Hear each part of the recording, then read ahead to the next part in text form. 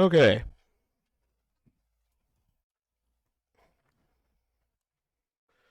Hello, hello, hello. Hey, Space King, what's up? How you doing, man? On the stream. Hiss? Is there audio hiss? Let me know if there's audio hiss. I'm a little confused by your comment.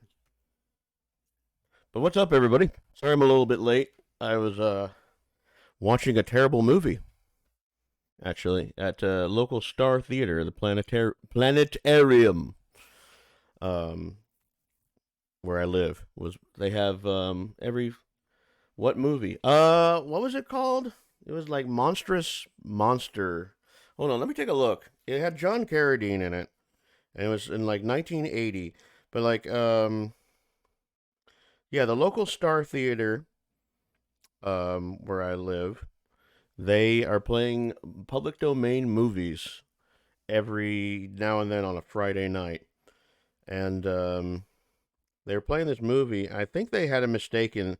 I think they were actually trying to play Monstrosity. It was also known as the Atomic Brain, but they found this movie instead that they literally just did off YouTube called Monster. It's just called Monster. Monstroid, 1980 American monster movie with John Carradine, James Mitchum.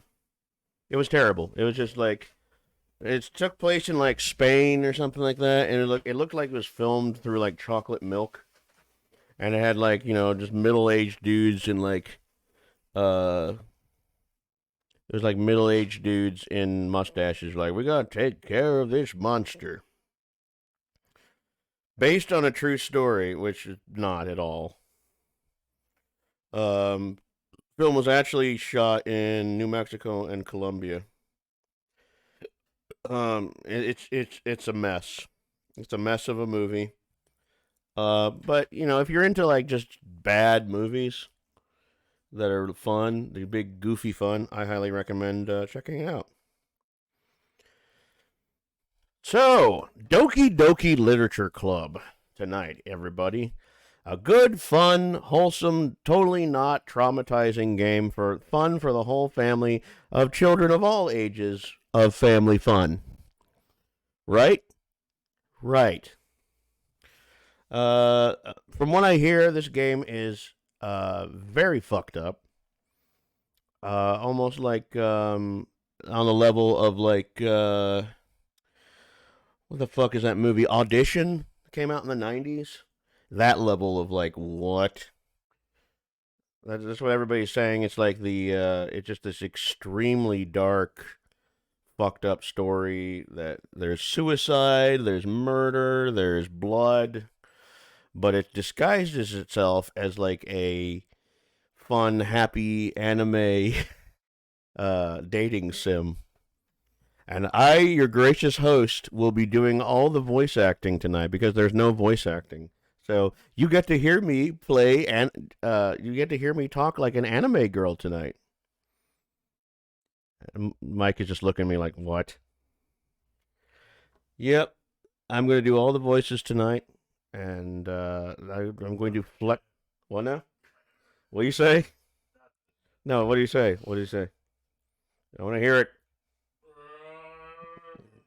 Mike is just grunting in the corner. But yeah, this should be a fun time. Um, yeah, it's been kind of a weird day. I promoted this game last night, and I made a post about it on my Facebook. There was a person who sent me a message saying that I was wasting my time playing games and streaming on Twitch. That was a real nice guy. I don't really want to get into that. It's just it really annoyed and depressed me earlier, but I'm over it. I had a lot of support from my friends. Basically, this guy, like, I was minding my own business, posting about Twitch and my page, and he was just like, "You're wasting your talents streaming on Twitch. You're wasting your time playing video games." I'm just like, dude, I have a full time job, and like, I still play music and still go support music when I can. Like, what the fuck are you talking about? You sound like you're a miserable dude. But I have this on display capture this time because apparently there's some things that go on with the local files of this game. That's weird. Did I close that? Did I close the local files? Property. Not closing the local files. Browse. Minimize. Okay, it's right there. Okay, cool. I was wondering. It's like, is the game already fucked? I thought that was just a genius publicity stunt. No, it really. It wasn't a genius publicity stunt. It was literally this dude, this guy. I don't want to name names on here, but he literally sent a message to last night after, like 5 minutes after I posted about this page. He just like, he's like, what are you doing? Like, why are you streaming? Why are you're too old to be doing that? And I was just like, what? And it was this guy that I had like 3 or 4 mutual friends from, but it was also like a musician that I kind of respected. I'll talk about it off screen a little bit more. Space King, like if you're interested, who it is. I don't really, I don't want to blast anybody's name on the internet or anything like that, and he's entitled to his opinion, but it's just like, it really was just like, dude, this is just something I'm doing as a hobby. I'm not really like trying to make a career out of it or anything like that. This is just a fun thing that I like to do. I'm kidding, haha. Yeah, no names. Dumb as shit though. How does anyone have the time to worry about others' free time? That's what I was wondering. They're just like, dude, don't you have your own life to worry about? He just got really upset that I was like doing this thing by my, like, that I'm doing this. Just I'm just like, what does it matter? There's only like a few people that tune in. I mean, it'd be nice if people want to tune in. That's cool, but it's just like, it's me under a sea of streamers. It's just like, I'm not, it's not like I'm doing this every day. I'm doing this at the most like 3 times a week, maybe 4. I don't know, but it's like it's like 2-3 times a week tops. I don't really play video games at home. This is like the only time that I really do it is when I'm streaming. Why the hell are you on the computer? Seriously, this guy was such a dick, man. He would just, it really annoyed me. I was just like, man, I have a life outside of this thing, as does everybody else who watches my stream. Get off the computer. Get off the fucking computer! You're tying up the phone line. Seriously, he was so upset. And I was just like, yeah, it was fucking stupid. But anyway, that's all I want to say about it. So I have to make a call. I have to make a call. Why are you tying up my line? That's words you never hear anymore. So anyway, we're going to get started here. Oh, this is, let me bring this back a little bit. This is a little unstable. Doki Doki Literature Club. Let's do it. You should start making shit up and ramping up like tomorrow's post about how someone threw a rock through the window during last night's stream. Yeah, I was just minding my own business, and then like somebody just fucking threw a rock through the window and told me like never to stream again. I don't know. I'll totally make up some sob story. Oh, okay. Well, is it okay? Let me maximize this. This game is not suitable for children or those who are easily disturbed. Right off the bat. Okay. Do I press enter? Individuals suffering from anxiety or depression may not have a safe experience playing this game. Oh my god. For content warnings, please visit http://ddlc.moe/warning.html. By playing Doki Doki Literature Club, you agree that you are at least 13 years of age. And man, are we that desensitized to where like 13 years is all it takes? Like, you just gotta be 13 and then you'll see some crazy shit. But yeah, I'm 36, so I'm fine. I agree. There we go. Oh, shit. Am I not? There we go. This game is not suitable for children or those who are easily disturbed. Doki Doki! Settings. I guess that's it. Can I get a full screen going? Oh, alright, hold on. There we go.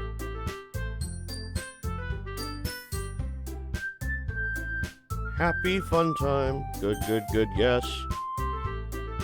How's the volume and everything sound, by the way? Do I need to turn anything down? Music's a little bit loud.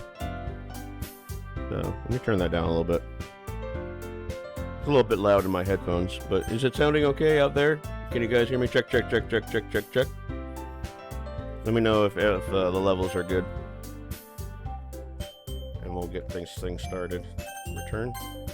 Yeah, they look happy. They look fun. This girl's kind of twisted backwards here, though. That's kind of strange. Everything's good? Okay, cool. Cool. We'll get started. So yeah, this is a fun, happy, fun time. Nothing bad ever happens kind of fun time game about anime girls. It's fun for the whole family. New game. Please enter my name. I'm just gonna type in Dr. Baby. Dr. Baby. There we go. I like this Sims music though. It's kind of jaunty a little bit, you know. Okay, Dr. Baby. Here, let's start. Hey! I see an annoying girl running toward me from the distance, waving her arms in the air like she's totally oblivious to any attention she might draw to herself. That girl is Sayori, my neighbor and good friend since we were children. You know, the kind of friend you never see yourself making today, but just kind of works out because you've known each other for so long. We used to walk to school together on days like this, but starting around high school, she would oversleep more and more frequently, and I would get tired of waiting up. But if she's going to chase after me like this, I almost feel better off running away. However, I just sigh and idle in front of the crosswalk and let Sayori catch up to me. Ha ha! I overslept again, but I caught you this time. Maybe, but only because I decided to stop and wait for you. You say that like you're thinking about ignoring me. That's mean, Dr. Baby. Well, if people stare at you for acting weird, then I don't want them to think we're a couple or something. Fine. But you did wait for me after all. I guess you don't have it in you to be mean even if you want to. Whatever you say, Sayori. We cross the street together and make our way to school. As we draw near, the streets become increasingly speckled with other students making their daily commute. By the way, Dr. Baby, have you decided on a club to join yet? A club? I told you already, I'm not really interested in joining any clubs. I haven't been looking either. That's not true. You told me you would join a club this year. Did I? I'm sure it's possible that I did in one of the many conversations where I dismissively go along with whatever she's going on about. Sayori likes to worry a little too much about me when I'm perfectly content just getting by on the average while spending my free time on games and anime. I'm not an anime fan, by the way. The game just thinks that I'm into anime. Sorry. Uh-huh. I was talking about how I'm worried that you won't learn how to socialize or have any skills before college. Me dumb, me not no skill. Your happiness is really important to me, you know. And I know you're happy now, but I'd die at the thought of you becoming a nit in a few years because you're not used to the real world. What the fuck is a nit? I've never heard that phrase in my life. You trust me, right? Don't make me keep worrying about you. All right. I'll look at a few clubs if it makes you happy. No promises, though. Will you at least promise me you'll try a little? Yeah, I guess I'll promise you that. Yay! Why do I get lectured by such a carefree girl? 'Cause the puss is strong, my son. Well, they're probably underage, Alex. Stop. More than that, I'm surprised I even let myself relent to her. I guess seeing her worry so much about me makes me want to ease her mind just a little bit, even if she does exaggerate everything inside of her head. The school day is as ordinary as ever, and it's over before I know it. After I pack up my things, I stare blankly at the wall, looking for an ounce of motivation. Oh, we're already started with the blank stare at the wall. Clubs. Sayori wants me to check out some clubs. I guess I have no choice but to start with the anime club. Hello? Sayori? Sayori must have come into the classroom while I was spacing out. I look around and realize I'm the only one left in the classroom. I thought I'd catch you coming out of the classroom, but I saw you just sitting here and spacing out, so I came in. This is like the plot of a porno right now. Alone in the classroom. Honestly, you're even worse than me sometimes. I'm impressed. You don't need to wait up for me if it's going to make you late to your own club. Well, I thought you might need some encouragement, so I thought, you know... Know what? Well, that you could come to my club. Sayori, Yeah? there is no way I'm going to your club. Meanie. Sayori is vice president of the literature club. Not that I was ever aware that she had any interest in literature. In fact, I'm 99% sure she only did it because she thought it would be fun to help start a new club. Since she was the first one to show interest after the one who proposed the club, she inherited the title vice president. That said, my interest in literature is guaranteed to be even less. Yeah, I'm going to the anime club. Come on, please. Why do you care so much anyway? Well, I kind of told the club yesterday I would bring in a new member. And Natsuki made cupcakes and everything. Don't make promises you can't keep. I can't tell if Sayori is really that much of an airhead or if she's so cunning to have all this planned out. I let out a long sigh. Fine, I'll stop by for a cupcake, okay? Yes, let's go. And thus, today marks the day I sold my soul for a cupcake. I dejectedly follow Sayori across the school and upstairs. A section of the school I rarely visit, being generally used for third-year classes and activities. Sayori, full of energy, swings open the classroom door.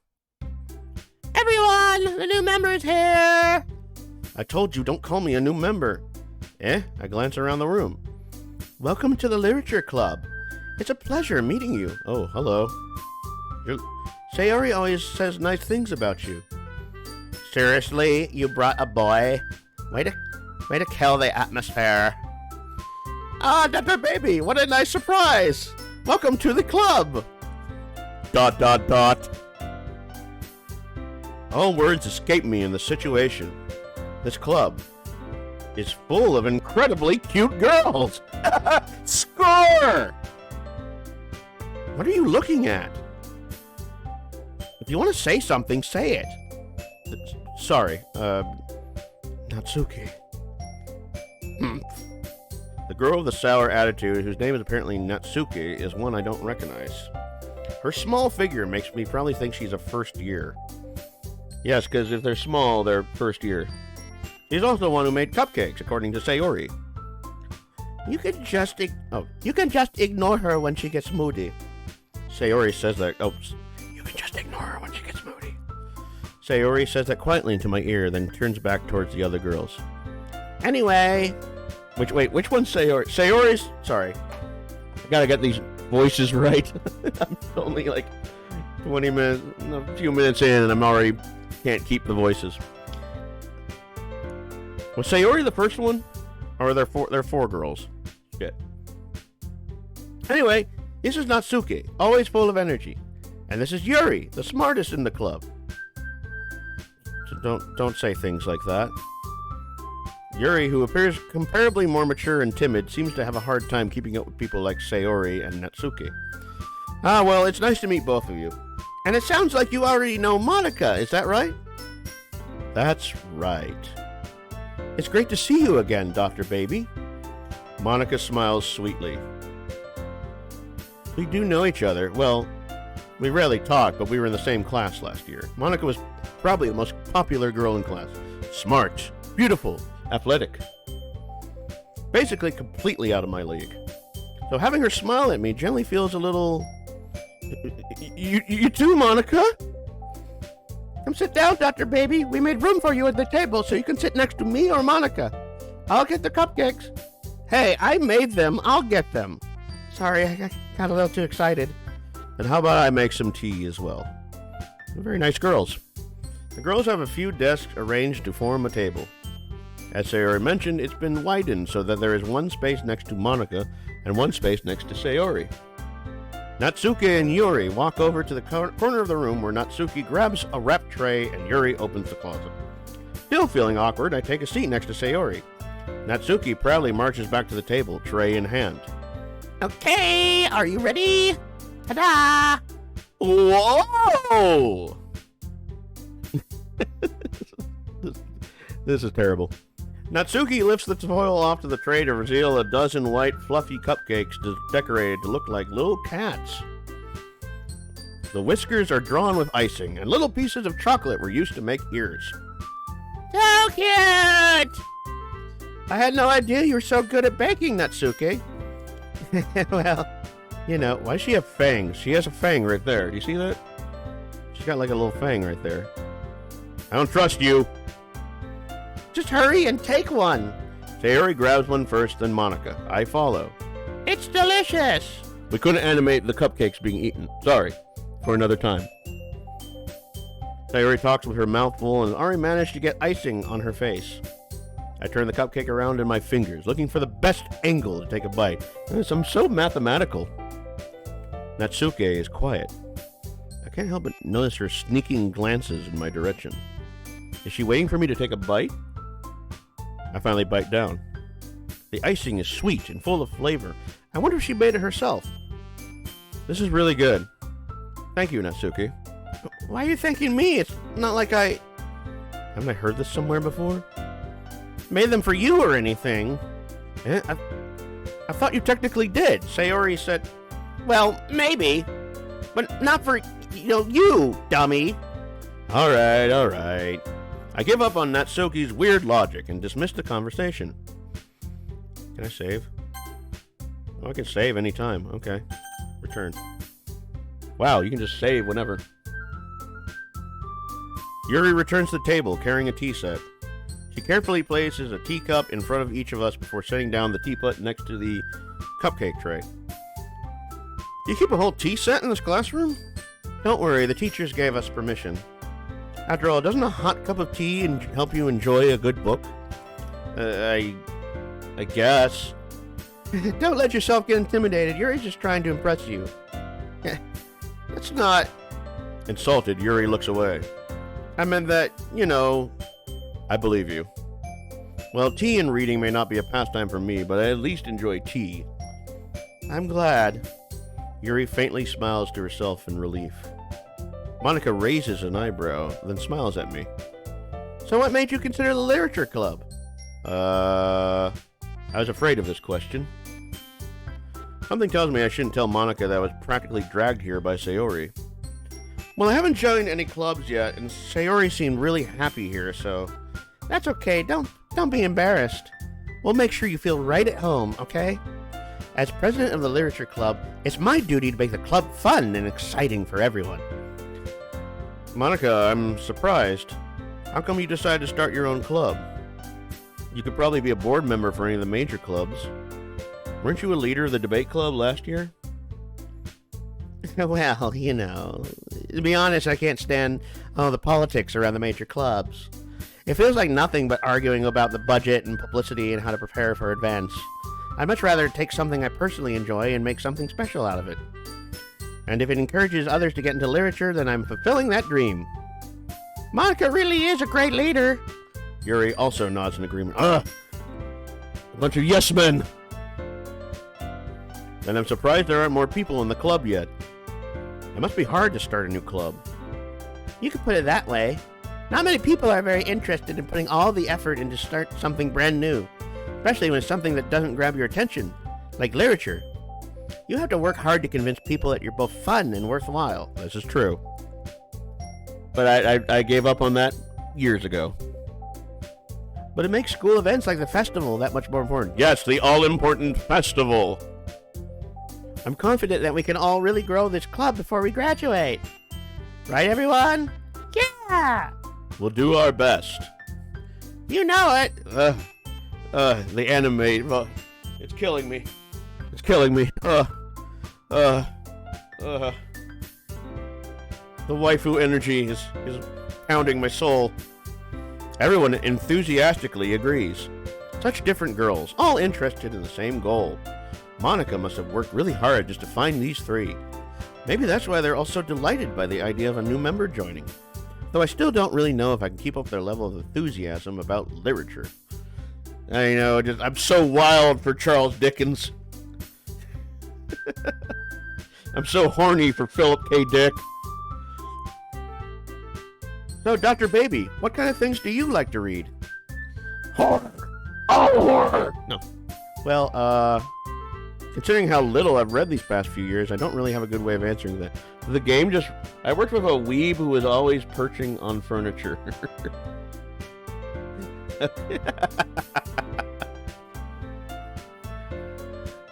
Okay. How'd that go? Considering how little I've read these past few years, I don't really have a good way of answering that. That's actually kind of true. I have not read a lot of books lately. Almost like the game is reading my mind. He was cool overall. Well, that's good. At least he's tolerable. Manga. I don't read manga. I mutter quietly to myself, half joking. Natsuki's head suddenly perks up. It looks like she wants to say something, but she keeps quiet. Not much of a reader, I guess. Well, that can change. What am I saying? I spoke without thinking after seeing Yuri's sad smile. Anyway, what about you, Yuri? Well, let's see. Yuri traces the rim of her teacup with her finger.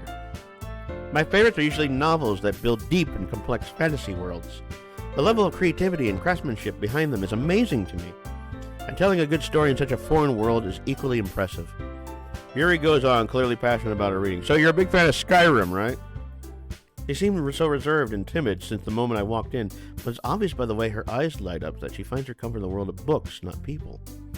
You know, I like a lot of things. Stories with deep psychological elements usually immerse me as well. Meta!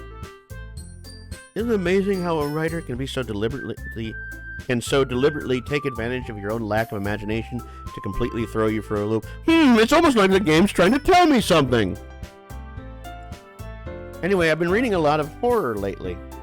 I read a horror book once. I desperately grasped something I can relate to at the minimal level.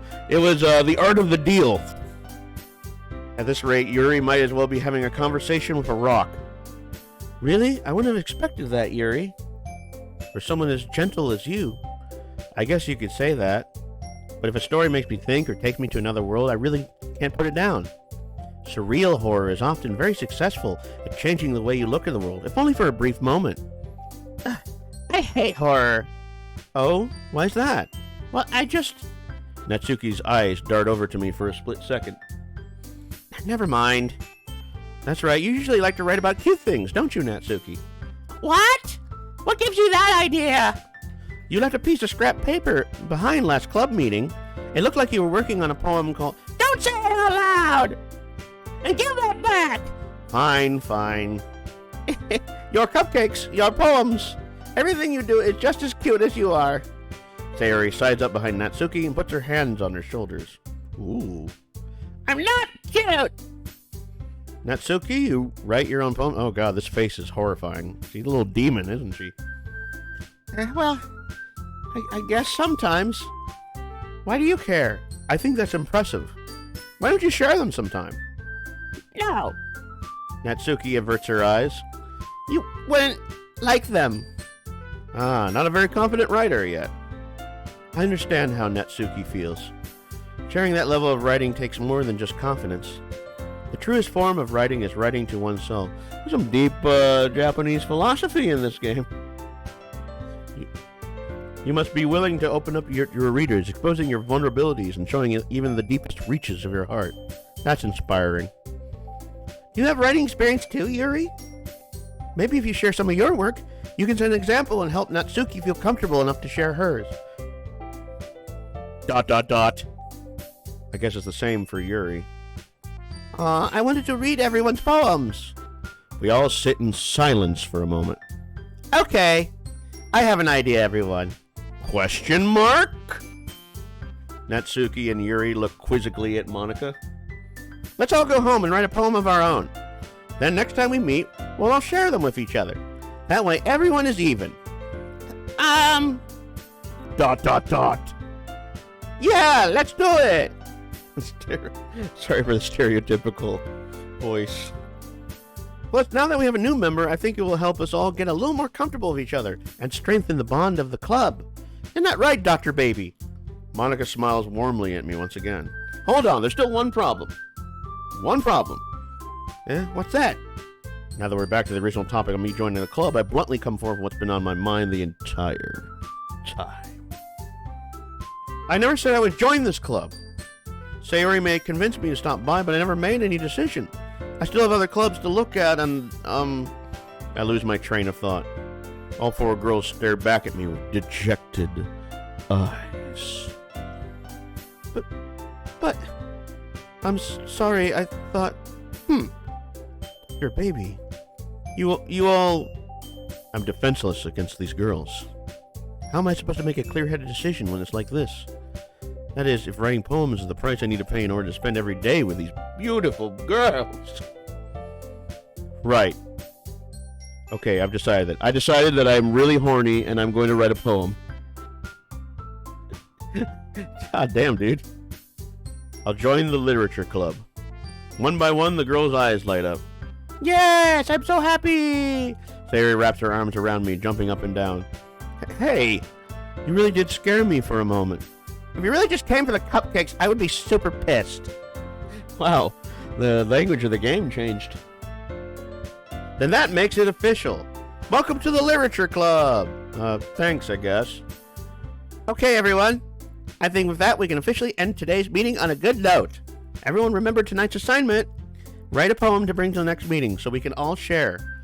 Monica looks over at me once more. Dr. Baby, I look forward to seeing how you express yourself. Yeah, you're freaking me out a little bit. Can I really impress the class star Monaco with my mediocre writing skills? Hey, I'm better than mediocre. I already feel the anxiety welling up inside of me. Oh, gotta go mushka.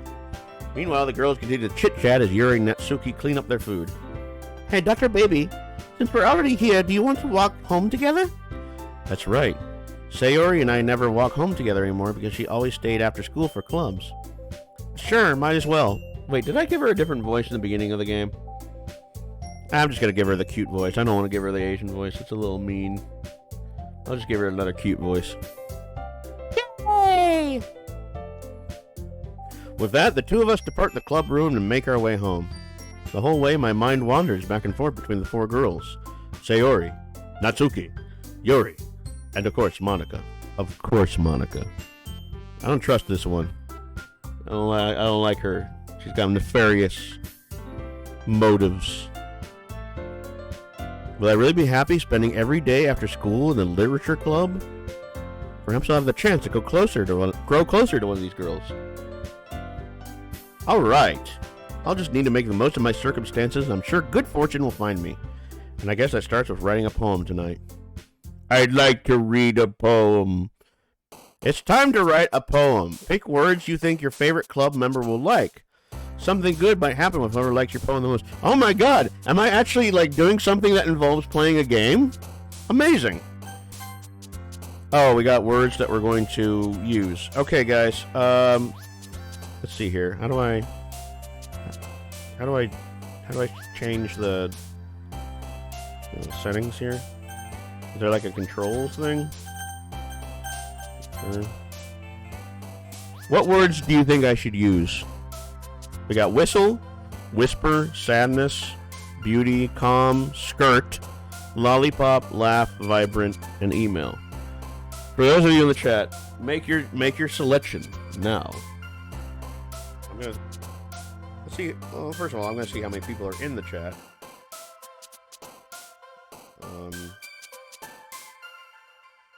Yes, my channel. Okay.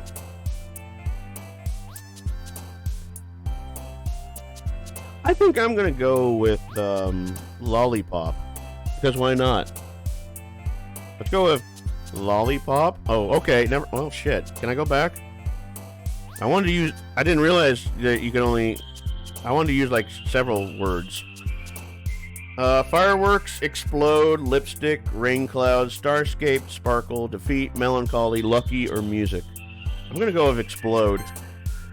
Precious, electricity, determination, dream, mouse, portrait, loud, charm, time, wrath. I want to go with wrath. Flying, sing, bed, hop, unending anxiety. Oof. It's almost like those two words are together. Empty, headphones, unrequited, silly. Let's go with headphones. What are these? I guess this certain words make certain members of the club happier. Tragedy, spinning, peaceful, Papa. Pink, treasure, giggle, flower, intellectual, extraordinary. I'm gonna go with Papa. Crimson, despise. Secretive, daydream, fickle misfortune. Vivid, smile, meager, jumpy. I really like the word fickle. So we're gonna go with fickle. Eternity, dance, together, hair, variance, playground, sugar, kiss, unstable, extreme. I'm gonna go with unstable.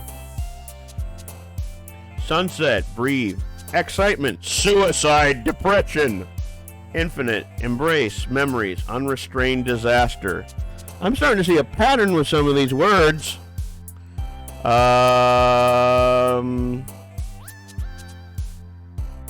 gonna go with disaster. Cheeks, scars, effulgent, landscape, disown, sunny, marshmallow, imagination, bunny cat. Let's go with some cute words. I'm gonna go with bunny. Party, shopping, heaven sent, comfort, candy, insight, melody, vanilla, ambient, kawaii. Let's go with heaven sent. Milk, sensation, hope, happiness, vacation, after image, swimsuit, special, entropy, poof. Poof. Yeah, sure, poof. Kitty, judgment, rose, nature, parfait, vitality, heartbeat, ribbon, socks, pleasure. It's gonna go kitty. Bouncy, cage, anger, valentine, flea, blanket, fireflies, promise, aura, romance. Flea. Fluffy, shame, forgive, wonderful, Doki Doki. Heart, jump, fear, misery, clumsy. Fluffy. Fun, horror, infallible, dazzle, death, inferno, love, destiny, contamination, summer. Contamination! Seems like a good word to use for a poem. Philosophy, sticky, universe, frightening, wonderful, play, disarray, agonizing, hurt, nibble. Cute, lust, cheer, fancy, boop! I'm gonna go boop. Vivacious, shiny, games, raindrops, warm, hopeless, uncontrollable, disoriented, journey, rainbow. Vivacious. Awesome, whirlwind, marriage, incapable, childhood, chocolate, massacre, desire, adventure, feather, chocolate. And finally, uncanny, joy, incongruent, anime, alone, prayer, clouds, bliss, color, family. I'm gonna go with family. All right. Seems like a good poem. Hi again, Dr. Baby. Hello, Monica. Glad to see you didn't run away on us. Nah, don't worry. This might be a little strange for me, but at least keep my word. Well, I'm back at the literature club. God help me. I was the last to come in, so everyone else is already hanging out. Thanks for keeping your promise, Dr. Baby. I hope this isn't too overwhelming of a commitment for you. Making you dive headfirst into literature when you're not accustomed to it. Oh, come on, like he deserves any slack. Sayori told me you didn't want to join any clubs this year. And last year, too. I don't know if you just plan to come here and hang out or what, but if you don't take it seriously, then you won't see the end of it. Oh, the literature police is after me. Natsuke, you certainly have a big mouth for someone who keeps her manga collection in the club room. Natsuki finds herself stuck between saying Monica and manga. Manga is literature! Swiftly defeated, Natsuki falls back into her seat. Good. Don't worry, guys. Dr. Baby always gives it his best as long as he's having fun. He helps me with busy work without me even asking. Like cooking, cleaning my room. How dependable. Sayori, that's because your room is so messy, it's distracting. And you almost set your house on fire once. Is that so? You two are really good friends, aren't you? I might be a little jealous. How come? You and Dr. Baby can be good friends too. Sayori. Dot. Hey, there's enough of Dr. Baby to go around, ladies. Come on. Hey. As usual, Sayori seems oblivious to the weird situation she just put me into. Oh, Yuri even brought you something today, you know? Oh, wait, Sayori. Eh? Me? Not really. Don't be shy. It's really nothing. What is it? Never mind. Sayori made it sound like a big deal when it's really not. What do I do? I'm sorry, Yuri. I wasn't thinking. I guess that means it's up to me to rescue the situation. Hey, don't worry about it. First of all, I wasn't expecting anything in the first place. So, any nice gesture from you is a pleasant surprise. Gonna save, actually. Return. It'll make me happy no matter what. Is that so? Yeah, I won't make a big deal if you don't want it to be. All right. Well, here. Yuri reaches into her bag and pulls out a book. I didn't want you to feel left out, So I picked out a book that I thought you might enjoy. It's a short read, so you should keep your attention, even if you don't usually read. and we could, discuss it if you wanted. This is... How is this girl accidentally being so cute? Accidental. Sure, being cute is an accident. She even picked out a book she thinks I'll like, despite me not reading much. Yuri, thank you. I'll definitely read this. I enthusiastically take the book. Phew! Well, you can read it at your own pace. I look forward to hearing what you think. Now that everyone's settled in, I expected Monica to kick off some scheduled activities for the club. But that doesn't seem to be the case. Sayori and Monica are having a cheery conversation in the corner. Yuri's face is already buried in a book. I can't help but notice her intense expression, like she was waiting for this chance. Meanwhile, Natsuki is rummaging around in the closet. Alright. I hear Natsuki utter an exasperated sigh from within the closet. She seems to be annoyed by something. I approach her in case she needs a hand. You looking for something in there? Freaking Monica! She never puts my stuff back in the right spot. What's the point in keeping your collection organized if someone else is just gonna mess it up? Natsuki slides a bunch of stacked books and boxes across the shelf. Manga. Manga. You read manga, right? Sometimes. Not at all. Never. Manga is one of those things where you can't admit you're really into until you figure out where the other person stands. How did you know, anyway? I heard you bring it up at some point. Besides, it's kind of written on your face. What's that supposed to mean? Yeah, what is that supposed to mean? You just got in those manga lines. I see. There's a lone volume of manga amidst a stack of various books on the side of one of the shelves. Curious, I pull it out of the stack. There it is! Natsuki snatches it out of my hand. She then turns to a box of manga and slips the volume right into the middle of the rest. Ah, much better. Seeing a box set with one book missing is probably the most irritating sight in the world. I know that feel. Yeah, I certainly do. I get a closer look at the box set she's admiring. Parfait Girls? It's a series I've never heard of. Parfait Girls. Yeah, Parfait Girls. That probably means it's either way out of my demographic or it's simply terrible. If you're gonna judge, you can do it through the glass on that door. She points to the classroom door. Hey, I wasn't judging anything. I didn't even say anything. It was the tone of your voice. And I'll tell you one thing, Dr. Baby. Consider that a lesson straight from the Literature Club. Don't judge a book by its cover.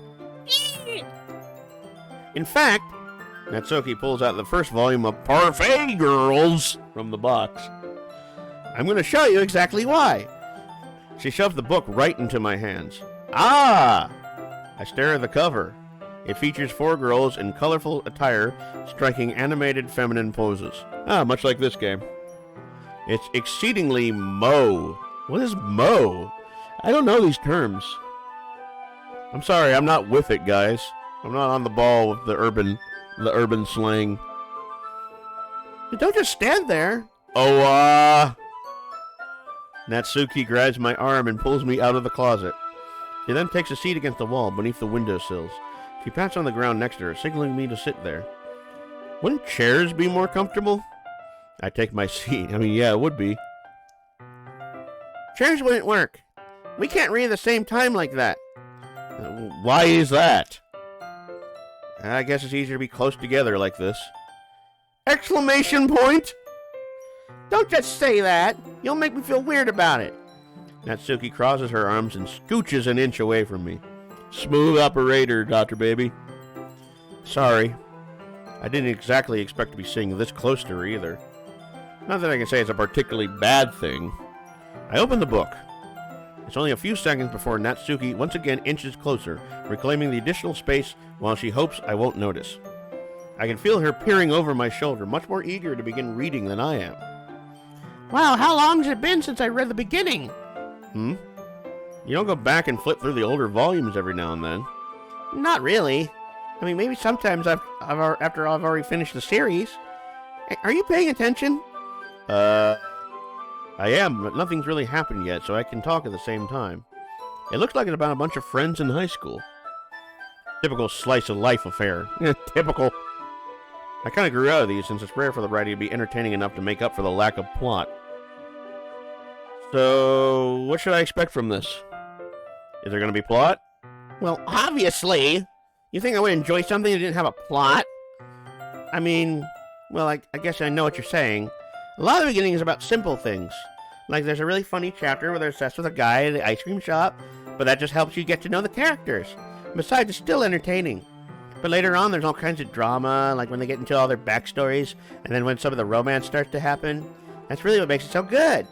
There's so many touching parts. Ah, is that so?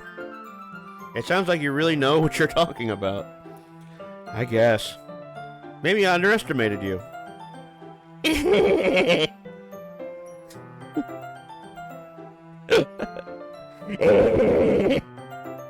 Hey, wait! What's that supposed to mean? Owa! What's Owa? Is that an anime thing? Natsuki gives me a little shove. I just meant that I haven't seen you at your full power. Good save. Ah, this chapter seems like it's about baking. This is just a guess, but there's a lot of baking in this manga? Well, Natsuki pauses for a moment, as if she doesn't want to admit something. yeah. Why does that matter? It doesn't, I was just curious. Since you enjoy baking too, right? That's a coincidence. I just happened to get into baking around the same time I got this manga. Like I would ever get into anything because it's in a manga. I feel bad for anyone that's impressionable. Definitely not a coincidence. You are a demon. You are a demon sent from hell. I guess that explains Natsuki's interest in baking. Or she's a little imp at least. Still all the hobbies to pick up from a manga, that's definitely one of the better ones. Not to mention she's really good at it, so who am I to judge? Whoa, that's a weird angle. I don't like this angle. Not a fan. We read on for a few more minutes. I finished a couple chapters at this point. ... Are you sure this isn't boring for you? It's not. Even though you're just watching me read. Well, I'm fine with that. If you say so. I guess it's fun sharing something you like with someone else. I always get excited when I convince any of my friends to pick up a series I enjoy. You know what I mean? Question mark? You don't? That's not... Well, I wouldn't really know. What do you mean? Don't you share your manga with your friends? Could you not rub it in? Jeez. Oh, sorry. Like I could ever get my friends to read this. They just think manga is for kids. Well, you're looking like a kid, so... I can't even bring it up with them being all like, you still haven't grown out of that yet? Makes me want to punch them in the face. Yeah, I know those kind of people. Honestly, it takes a lot of effort to find friends who don't judge, much less friends who are also into it.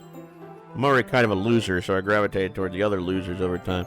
Even the losers! But it's probably harder for someone like you. Yeah, that's pretty accurate. Wait, which part? Can I skip this? I want to skip it so bad. I mean, I feel like I can't even keep it in my own room. I don't even know what my dad would do if he found this. It's safe here in the club room. Except Monica was kind of a jerk about it. Just can't win, can I? Well, it paid off in the end, didn't it? I mean, here I am reading it. Well, it's not like that solves any of my problems. Maybe. But at least you're enjoying yourself, right? Yeah. So? Ahaha! Jeez, that's enough. Are you gonna keep reading or what? Yeah. I flipped the page. Suddenly, Natsuki starts laughing. I totally forgot that happens. Natsuki puts her finger on one of the panels. Minori is my favorite character. You always feel a little bad for her since she's so unlucky. But it gets especially bad when... I shouldn't be talking about that yet. Just finish this chapter. Natsuki's voice sparkles. Yeah, please change the angle. That was a little too close for comfort there. I didn't like that. Natsuki's voice sparkles with excitement.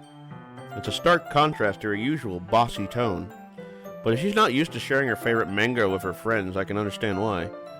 It's hard to express in words the feeling you get when you're connecting with someone like that. And being able to provide that to Natsuki, from whom it's a rare experience, the thought makes me smile a little bit to myself. Okay, everyone. Are you all ready with today's poems? ... Oh, come on. Could your timing be any worse? Sorry. I just need to make sure we have enough time. So you do look pretty cozy over there. There's so many stupid old Japanese or anime noises. All that shit. Good stuff. Natsuki suddenly notices how close she's gotten to me.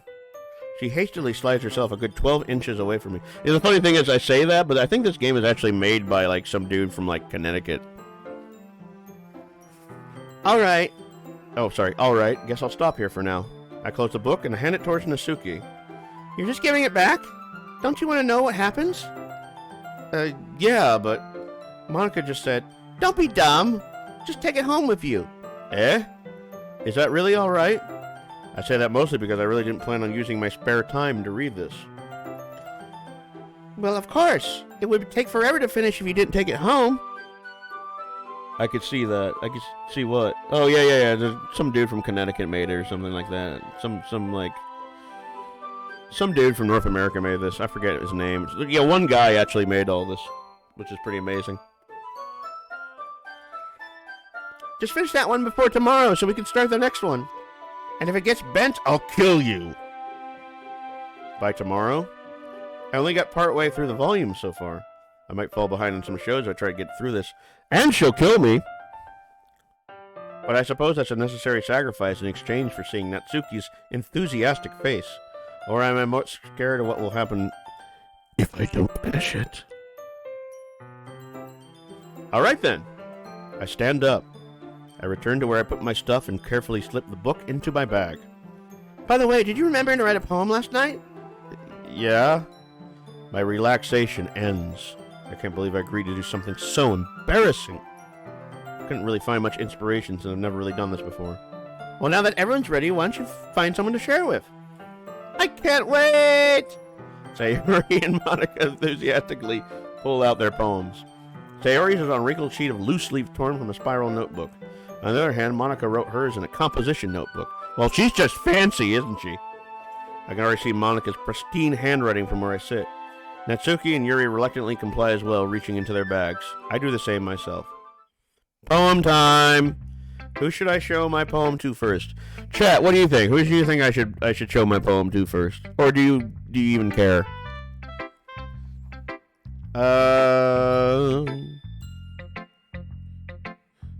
Come on, I need an answer. Give me a girl. What waifu are you hot for? Yuri? Okay, we'll do it to Yuri then. Yuri seems the most experienced, so I should start with her. I can trust her opinion to be fair. ...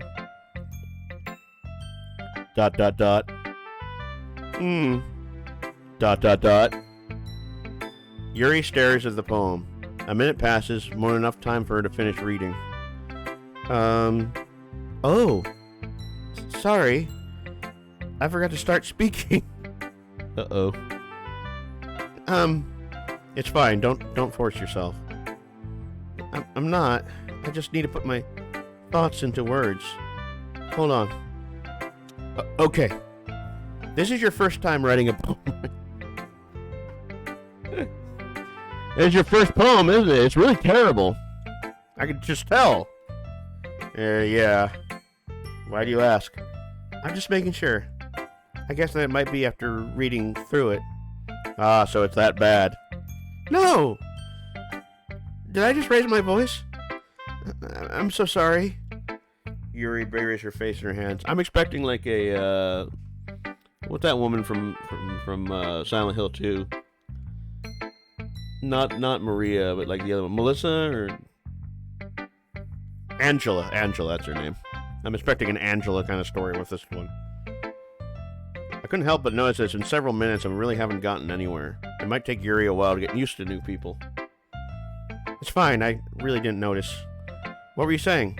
Right, it's just that there are specific writing habits that are usually typical of new writers, and having been through that myself, I kind of learned to pick up on them. I think the most noticeable thing I recognize in new writers is that they try to make their style very deliberate. In other words, they tend to pick a writing style separate from the topic matter, and they form-fit the two together. The end result is both the style and expressiveness are weakened.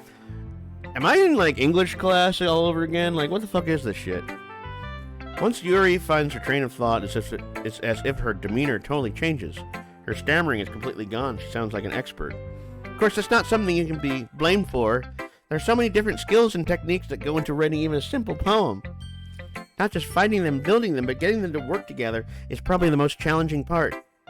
It might take you some time, but it all comes with practice and learning by example and trying new things. Hold on, let me do this real quick. Sorry. Okay.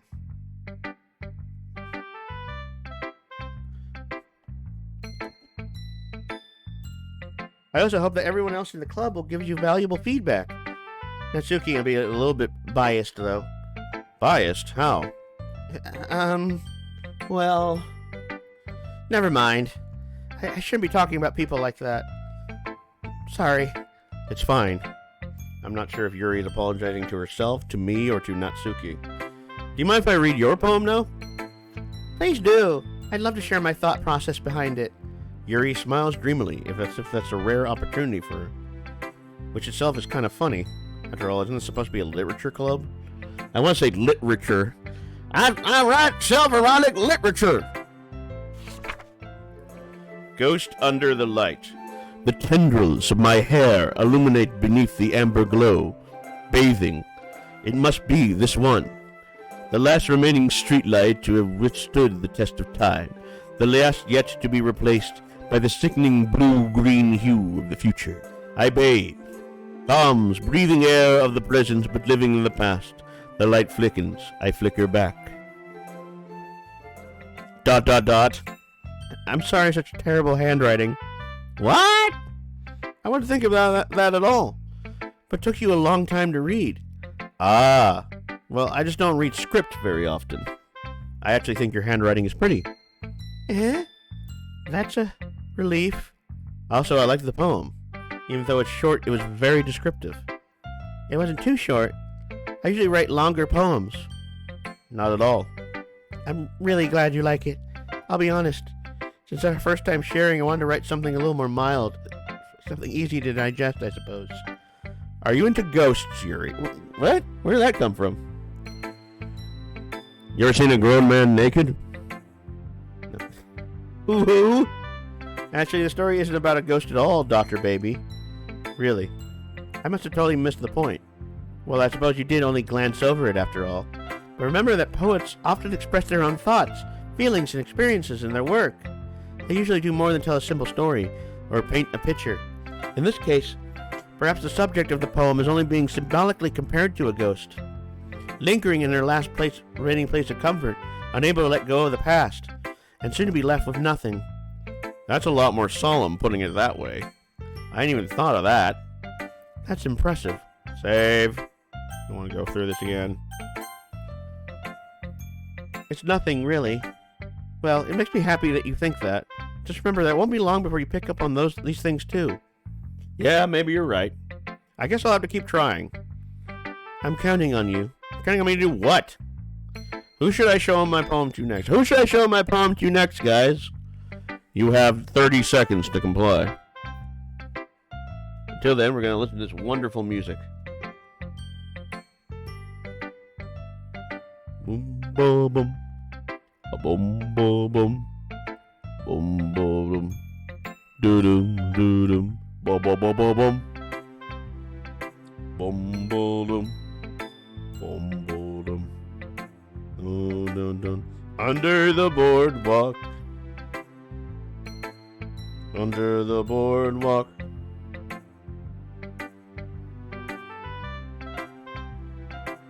Anyone? Anyone at all?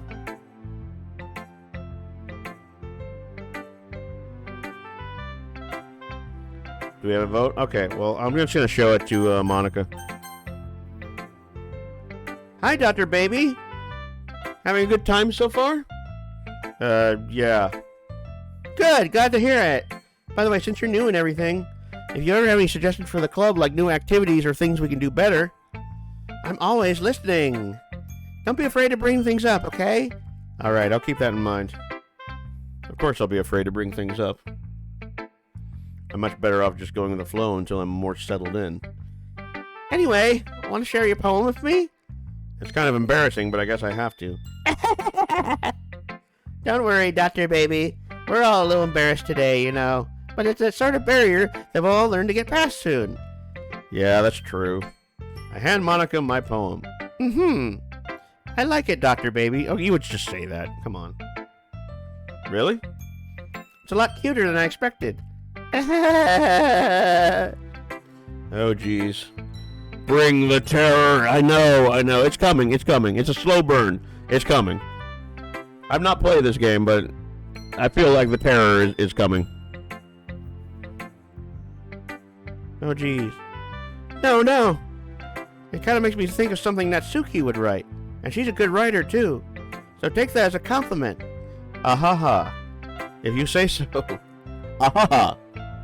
Yep. By any chance, have you read anything by Shel Silverstein? Really? Shel Silverstein. That's actually one of my favorite authors. Huh. This game... I'm a little freaked out by that, honestly. Maybe a long time ago. He's famous for telling all kinds of stories in just a few simple words. His poems can be funny, endearing, or even sad, and sometimes they're only a few lines long. They might even feel like they're written for kids, but if you think about it, well, you know, he did write A Boy Named Sue, and like, you know, I Got Stoned and I Missed It, and like, all kinds of like adult songs. He even wrote a song called Fuck You. They can express views of the world that would apply to anybody. I see. So you're saying that Natsuki is she's kind of like Shel Silverstein? Sort of. Maybe she's not an expert, but you probably won't find much filler in her poems. They might be easy to write, but they're super challenging to get the meaning through. So I can see why it would be your kind of poem to explore. I'm sure I'll end up trying different things a lot. It could take a while before I feel comfortable doing this. That's okay. I'd love to see you try new things. That's the best way to find the kind of style that suits you. Everyone else might be a little bit biased toward their own kinds of styles, but I'll always help you find what suits you the most. So don't force yourself to write the way everyone else wants you to write. It's not like you have to worry about impressing them or anything. Ahaha. Dialogue is the worst. Anyway, do you want to read my poem now? Don't worry, I'm not very good. You sound pretty confident for someone who claims to not be very good. Well, that's because I have to sound confident. That doesn't mean I always feel that way, you know. I see. Well, let's read it then. Hole in wall. It couldn't have been me. See, the direction the spackle protrudes. A noisy neighbor? An angry boyfriend? I'll never know. I wasn't home. I peer inside for a clue. No! I can't see. I reel, blind, like a film left out in the sun. But it's too late. My retina's already scorched with a permanent copy of the meaningless image. It's just a little hole. It wasn't too... This is like Silent Hill memos. It was too deep, stretching forever into everything. A hole of infinite choices. I realize now that I wasn't looking in. I was looking out. And he, on the other side, was looking in.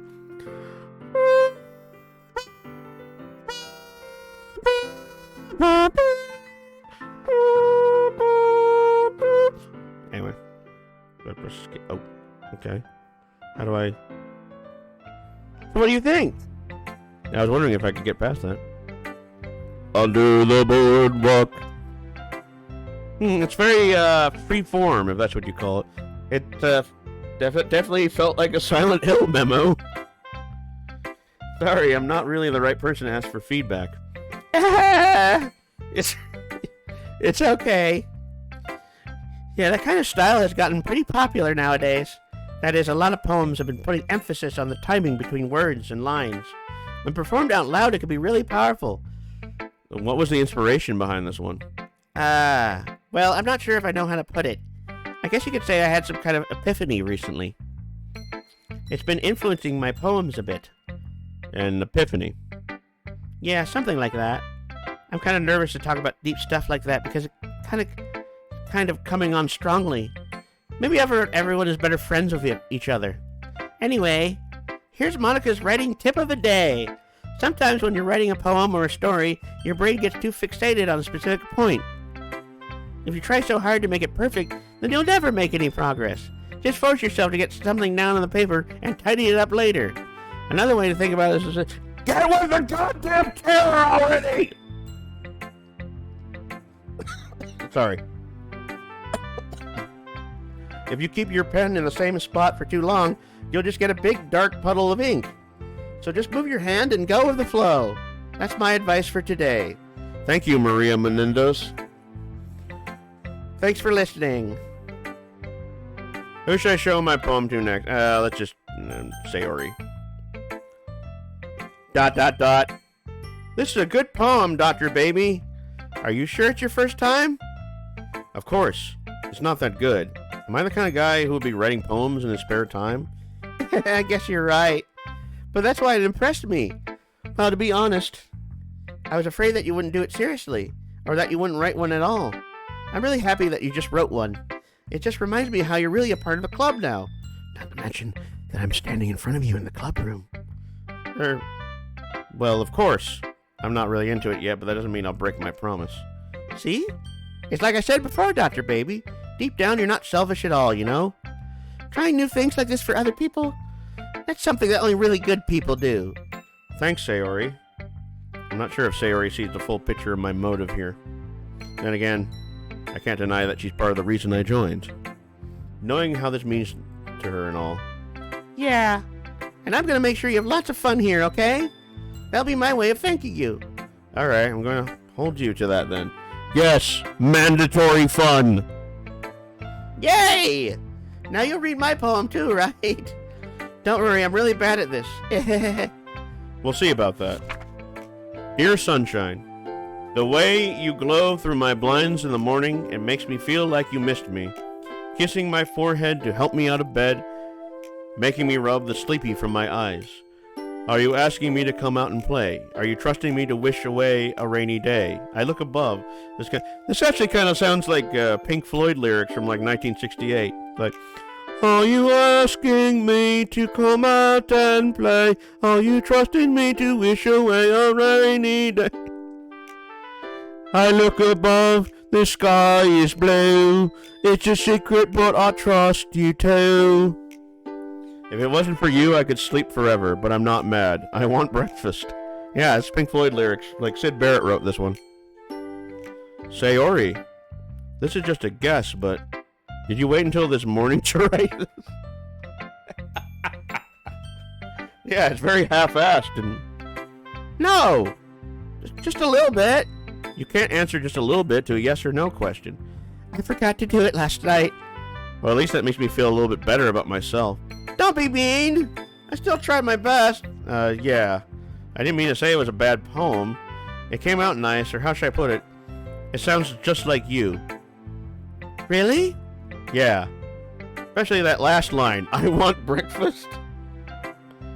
I made eggs and toast. Even though you're late to school? It's bad to skip breakfast. I get all cranky. Well, I guess there's no point in arguing. Anyway, thanks for showing me. This was so much fun. Monica's the best. My voice is cracking. Yeah. Let me save. I don't want to go through this again. Yeah. But next time I won't forget. And I'm going to write the best poem ever. Well, I guess I look forward to it. Alright, last girl to show it to, Natsuki. All aboard the poem train, y'all. ... Question mark? Okay, we'll start with the things I don't like. First of all, Natsuki rereads my poem. never mind. I don't feel like giving you my opinion. Well, that's the point of sharing in the first place. I wrote this when I could have been doing other things. Ooh. In fact, remember how I said I want to read your poems? That's what I had in mind when I'm writing this. I want to help you feel comfortable enough to share yours, like Monica said. Ooh. More anime noises. Well, I would be more comfortable sharing my poem if yours was really bad. You're supposed to show me some dumb poem and make me go, it's not that great, but let me show you what real literature looks like. Oh, okay. Well, let me write a real bad poem. I like fruit. Fruit is good. Don't you wish that you were fruit? And you went and ruined it. I hope you're happy. ... So in other words, you're saying you liked it. Irk. Natsuki's retort gets caught in her throat. You don't understand anything, do you? I already told you that. You don't have to go announcing it to the world like you're all self-important. I'm pretty sure you never actually said that. I say that mostly to myself. Natsuki must really hate me or something. I can't figure out if it's a win or a loss that she liked my poem. In any case, you still need to show me yours, right? Fine, I guess. Only because Monica will make me if I don't. Eagles can...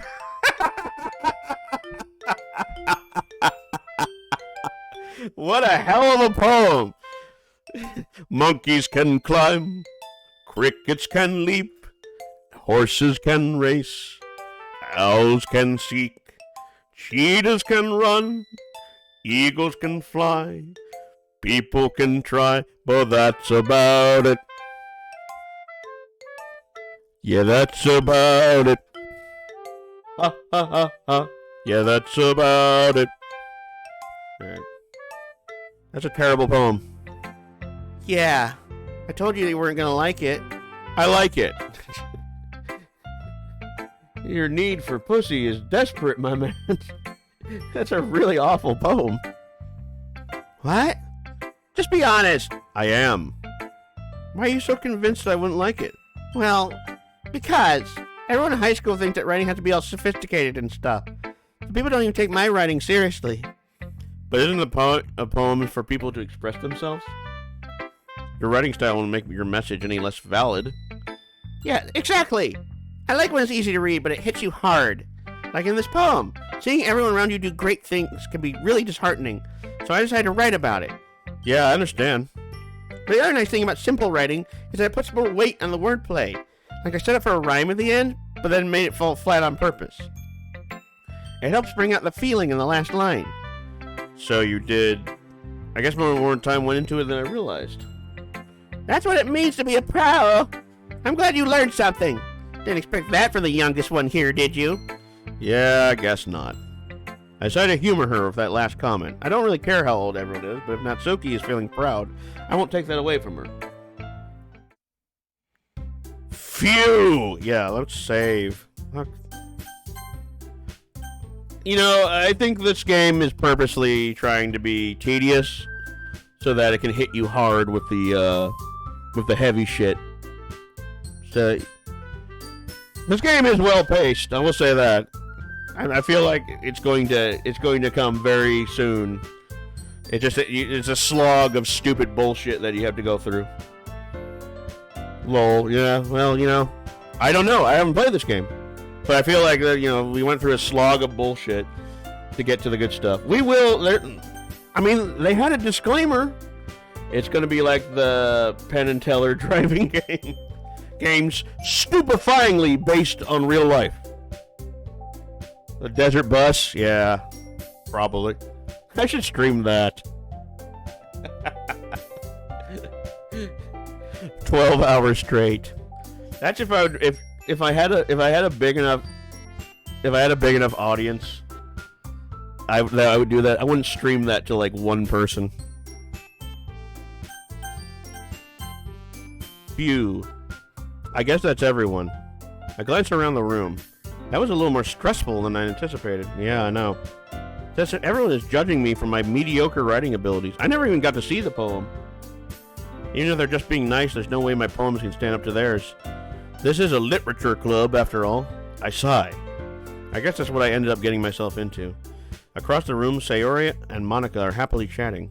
My eyes land on Yuri and Natsuki. They gingerly exchange sheets of paper, sharing their respective poems. As they read in tandem, I watch each of their expressions change. Natsuki's eyebrows furrow in frustration. Meanwhile, Yuri smiles sadly. This language. Huh? Did you say something? Oh, it's nothing. Natsuki dismissively returns the poem to the desk with one hand. I guess you could say it's fancy. Thanks. Yours is cute. Cute? Did you completely miss the symbolism or something? It's clearly about the feeling of giving up. How could that be cute? I know that. I just meant the language, I guess. I was trying to say something nice. You mean you have to try hard to come up with something nice to say? Thanks, but it really didn't come out nice at all. Well, I do have a couple of suggestions. If I was looking for suggestions, I would ask for someone who actually liked it. Which people did, by the way. Sayori liked it, and Dr. Baby did it too. So based on that, I'll gladly give you some suggestions of my own. First of all, excuse me, I appreciate the offer, but I've spent a long time establishing my writing style. I don't expect it to change anytime soon, unless of course I come across something particularly inspiring, which I haven't yet. And Dr. Baby liked my poem too, you know. Oh, Battle of the Waifus. He even told me he was impressed by it. Natsuki suddenly stands up. Oh, the music. Oh? I didn't realize you were so invested in trying to impress our new member, Yuri. Boing, boing, boing, boing, boing. That's not what you're just... Yuri stands up as well. Maybe you're just jealous that Dr. Baby appreciates my advice more than he appreciated yours. How did you know he didn't appreciate my advice more? Are you that full of yourself? No. If I was full of myself, I would deliberately go out of my way to make everything I do overly cutesy. I like that line. Oh, no. Oh, wait, no, I can save. Is everyone okay? Well, you know what? I wasn't the one whose boobs magically grew a size bigger as soon as Dr. Baby. Nice. As Dr. Baby started showing up. Natsuki! Natsuki, that's a little... That doesn't involve you! I don't like fighting, guys! Suddenly, both girls turned towards me as they just noticed I was standing there. Dr. Baby, she's just trying to make me look bad. That's not true! She started it! If she could get over herself and learn to appreciate that simple writing is more effective, then this wouldn't have happened in the first place. What's the point of making your poems all convoluted for no reason? The meaning should jump out of the reader, not force them to have to figure it out. Philosophy arguments. I love it. Help me explain that to her, Dr. Baby. Wait. There's a reason we have so many deep and expressive words in our language. What is this, like Caesar and fucking Polythocles arguing? No, the words should roll right off the tongue! It's the only way to convey complex feelings and meanings the most effectively. Avoiding them is not only unnecessary limiting yourself, it's also a waste. You understand that, right, Dr. Baby?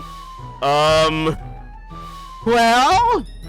How did I get dragged into this in the first place? It's not like I know anything about writing. But whoever I agree with, they'll probably think more highly of me. So, of course, that's going to be... Come on, people, help me out here. Who do I think is better?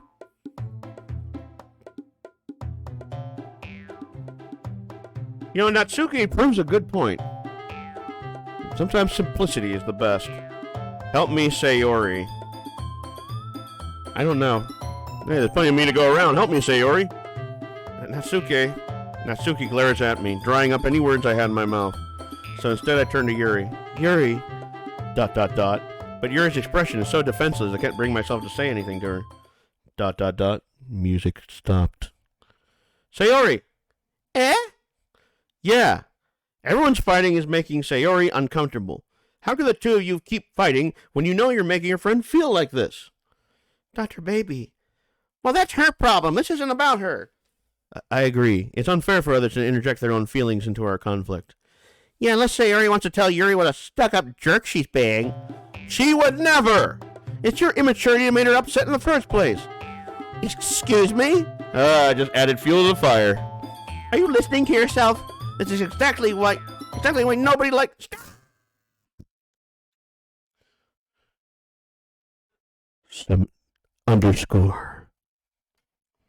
Natsuki, Yuri, you guys are my friends. I just want everyone to get along and be happy. My friends are wonderful people, and I love them because of their differences. Natsuki's poems, they're amazing because they give you so many feelings in just a few words. And Yuri's poems are amazing because they paint beautiful pictures in your head. Everyone's so talented. So why are we fighting? Because, well, also, Natsuki's cute and there's nothing wrong with that. And Yuri's boobs are the same they've always were. There's probably a mod to make her boobs bigger. Big and beautiful. That's funny. Yeah, I mean, I would respond the same way. Sayori stands triumphantly. Monica stands behind her with a bewildered expression. I'll make some tea. Yuri rushes off. Natsuki sits down with a blank expression on her face, staring at nothing. So this is why Sayori is vice president. I whisper to Monica. Oh, no. This is why Sayori is vice president. I whisper to Monica. She nods in return. Well, to be honest, I might come off as a good leader and I can organize things. But I'm not very good with people. I couldn't even bring myself to interject. As president, it's kind of embarrassing of me. Nah. It's not like I can blame you. I wasn't able to say anything either. Well, I guess that just means Sayori's amazing in her own ways, isn't she? Yeah, you can say that. She might be an airhead, but sometimes it's weirdly suspicious that she knows exactly what she's doing. I see. Take good care of her, okay? I would hate to see her get herself hurt. That makes two of us. You can count on me. Monica smiles sweetly at me, causing my stomach to knot. Such a genuine person really does make a good president, regardless of what she says. If only I could get the chance to talk to her a little more. Okay, everyone. Save. Save. It's just about time for us to leave. Oh, it's been a long-ass day. How do you all feel about sharing poems? It was a lot of fun. Well, I say it was worth it. It was alright. Well, mostly. Dr. Baby, how about you? Yeah, I'd say the same. It was a neat thing to talk about with everyone. Awesome! In that case, we'll do the same thing tomorrow. And maybe you learn something from your friends, too. So your poems will turn out even better. ... I think to myself, I did learn a little bit more about the kinds of poems everyone likes. With any luck, that means I can at least do a better job impressing those I want to impress. I nod to myself with newfound determination. Dr. Baby, ready to walk home? Sure, let's go. Yeah! Sayori beams at me. It truly has been a while since Sayori and I have spent this much time together.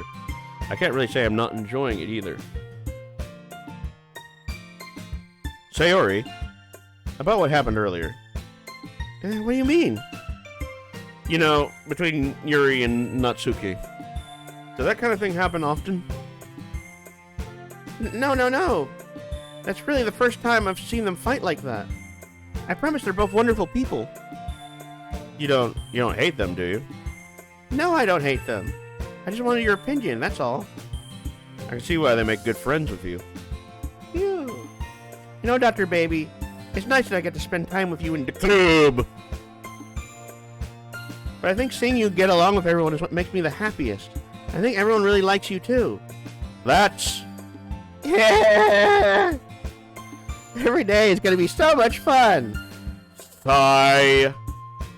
It looks like Sayori still hasn't caught into the kind of situation I'm in. What kind of situation, dude? Are you dying? Sure, being friends with everyone is nice, but does it really need to stop there? Yeah, I mean, I'm thirsty. What does that have to see with the future holds, Sayori? I pat Sayori on the shoulder. I said that more to myself than to her, but it's easy to use Sayori as an internal monologue sometimes. Okay. Yeah. Let's do this. Woo! Alright, new poem time. We're gonna go warm. Milk. Anger. Bubbles. Horror. Unstable. Nightgown.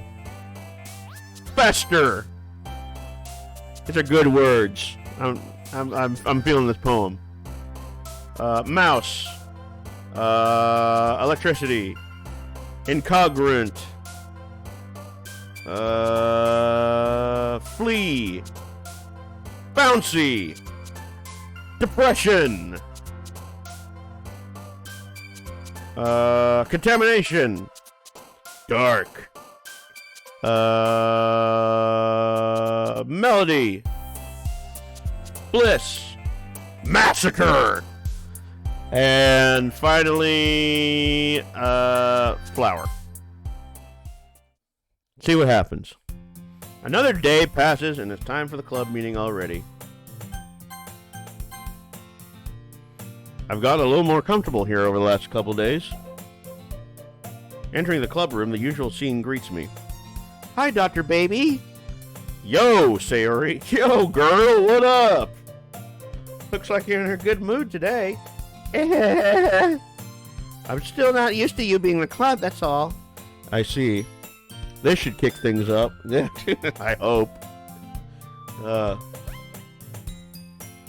on one second. I'm gonna see if I can get some more my boys in here. You think that posting a big thing earlier would get some more people? Hold on. Try this out.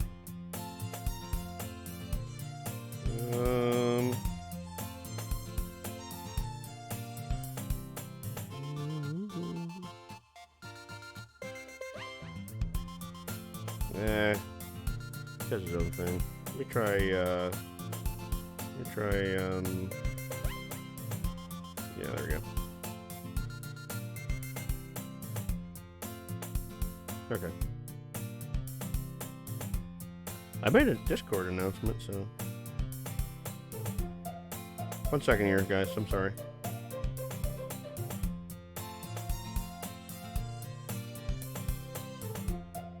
Oh, okay.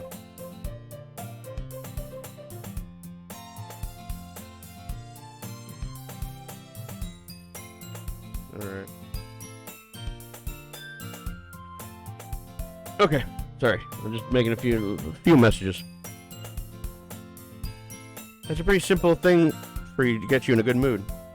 But I guess it's always the simple things with you anyway. Speaking of which, I'm kind of hungry. Will you come with me to buy a snack? No thanks! Eh? That's not like you at all. I have my reasons. Let me take a look at your purse, Sayori. Why that all of a sudden? No reason, really. You thief! I just want to look at it. Sayori nervously retrieves her coin purse. She fumbles with the latch and gets it to open. Then she turns it upside down and lets contents spill onto the desk. Only 2 small coins fall out. I knew it. I can see right through you, Sayori. That's not fair. How do you even know? It's simple. If you had enough money in the first place, you would have bought a snack before coming to the club room. So either you're not hungry and want an excuse to take a walk, or you plan to conveniently forget that you spent all your money, so I would lend you some. But there's one more thing. Gotcha, bitch! You're always hungry. And so that only leaves the one option. I give up. That made me feel guilty. If you feel guilty, that means you deserve to feel guilty. Yeah, I know I was probably clipping when I said that. But I want to emphasize. That's right. Shame. Shame. Yuri suddenly giggles. Eh? I didn't notice that she was listening in. Her face is in her book, as always. I wasn't listening or anything. It was just something in my book. Yuri, Tell Dr. Baby to let me borrow some money. You ain't getting none of my money, you trifling bitch! Don't get me involved like that, Sayori. Besides, you should only buy what you can responsibly afford. And frankly, after pulling a mischievous little stunt like that, your suffering is fair enough retribution. ... Did I just... I didn't mean that. I got too absorbed into my book. Ooh. I really like when you speak your mind, Yuri. It doesn't happen much, but it's a fun side of you. There's no way you could think that. You were right, though. I did something bad, and now I have to accept the revolution. The revolution? Don't you mean the consequences? The revolution! Retribution. That! Still, coming from you, Sayori. I guess there's a little devil inside all of us. And actually, I think her boobs have gotten bigger. They definitely look bigger. A little subtle thing there. I wasn't thinking... it just was noticeable. I wasn't, purposely looking at her boobs. But I have noticed they have gotten a bit bigger. Don't let her fool you. Sayori knows exactly what she's doing. After all, she told you guys she'd bring me into the club before she even told me. But you wouldn't have come if it wasn't for the cupcakes. So I had to trick Natsuki into making them. Come on, give me more credit than that, Sayori. Plap! Whoa, did I just slap her? Holy shit, did I just slap her? Yeah! Out of nowhere, something smacks Sayori in the face and tumbles onto the desk. Oh, for a second there, I thought I smacked her in the face. Ah! How dare you take my money from me, girl! Ow! What was... A cookie. Sure enough, it's a giant cookie wrapped in plastic. That's right! Don't ever take my money again! Here's a cookie! Sayori glances around. Is this a miracle? It's because I paid my restitution. Retribution. Actually, that one almost worked. I was just gonna give it to you, but then I heard you blab about the cupcakes. It was totally worth seeing your reaction, though. Natsuki, that's so nice of you. I'm so happy. Sayori hugs the cookie. Geez, just eat it! Sayori rapidly tears open the wrapper and takes a big bite. So good! So good, girl. Yeah. Damn right, them good ass cookies. So good. Sayori suddenly clasped her hands over her mouth. I bit my tongue. Yeah. You're going through a lot over just one cookie. Natsuki takes a bite of her own cookie. Yours look really good, Natsuki. Yeah, you got a nice cookie. God. I'm not trying to be a pervert, guys. It's just the language of this game. Can I try it? Jeez, beggars can't be choosers. But yours is chocolate. Yeah, why do you think I gave you that one? Fine. Still, I'm really happy you shared this one with me. Sayori gets out of her seat and goes behind Natsuki, then wraps her arms around her. Jeez. I get it. Cookie still in hand, Natsuki reaches up to nudge Sayori off of her.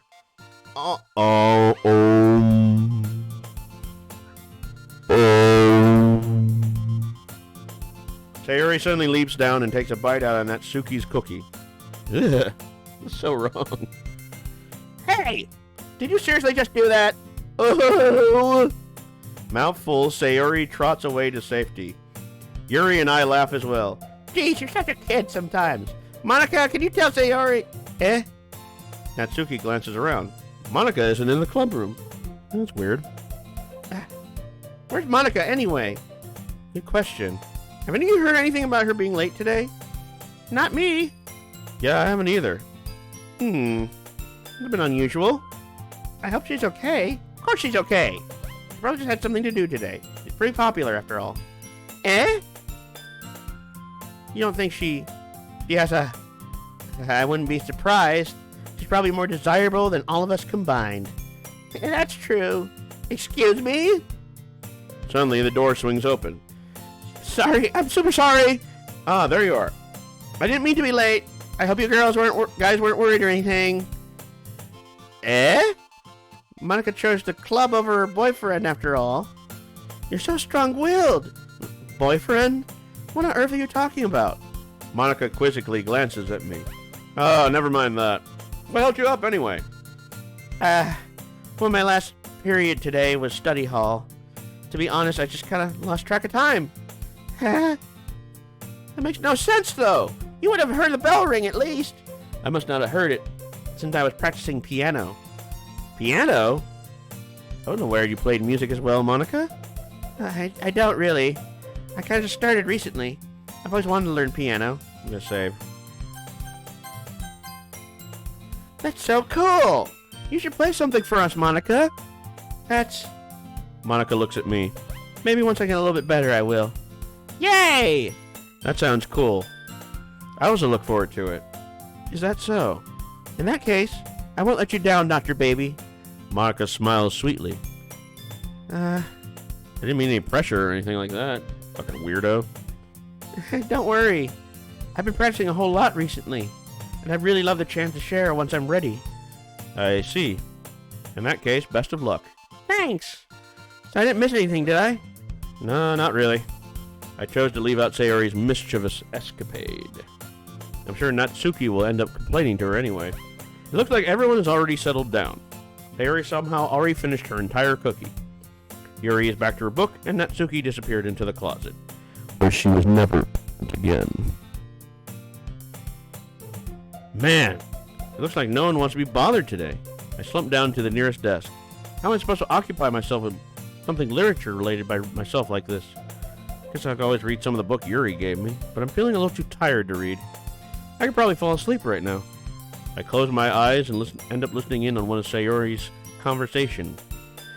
Sorry, let me reread that. I close my eyes and end up listening in on Sayori's conversation with Monica.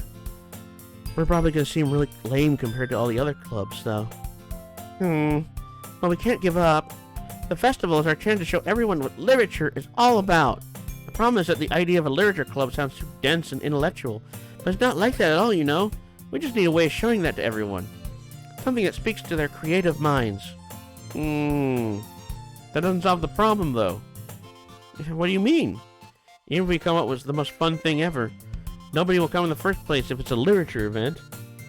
But it's more important to figure out how to get people to show up in the first place, you know? And after they come, we can do the thing that to speak to their creative minds. What's this? Sayori is taking this really seriously. It's rare to hear her deliberating like this. That's a good point. In that case, do you think food will do the trick? It always does. What kind? Well, I guess we could... Cupcakes! Good thinking. Natsuki would love to do that. You're right. Natsuki makes the best cupcakes. Oh, God, is this whole game just cupcakes? That works out perfectly. That wasn't why you suggested it. Cupcakes speak to my creative tummy. ... Cupcakes it is, then. Make a goddamn steak and cheese and omelets and get some beer. That'll bring everybody out. I'm hungry. Anyway, we still need to work out the details of the event itself.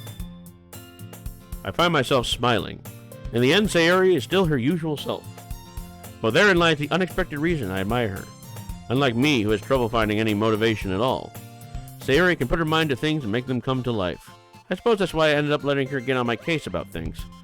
I can't help but wonder what it would be like to see the world through her eyes. Ah, God, she's close! Ah, the devil! Ah! I open my eyes to find Sayori's face filling my vision. I nearly fall out of my chair. You're a little too close, girl. Sorry. Whoa, that's weird. Wait. Actually, I'm not sorry at all. It's your fault for sleeping like that. This isn't the napping club. Does our school have a napping club? That'd be awesome. You're staying up late again, aren't you? Now that you're in a club, you're gonna have less time for anime, you know. Oh no, whatever shall I do? You'll need to get used to it. Don't say that so loud. I glance over my shoulder to see if Monica overheard. It's true, though. Yeah, I know. You're always looking out for me, Sayori. It's what I do best. That's a problem. What about you? You look out for me better than you look out for yourself. You're still oversleeping every day, aren't you? Eh? Not every day. That's not very convincing. How many days this past week have you gotten up on time? It's a secret. I knew it. Come on. At least give me the benefit of the doubt. I can't even do that.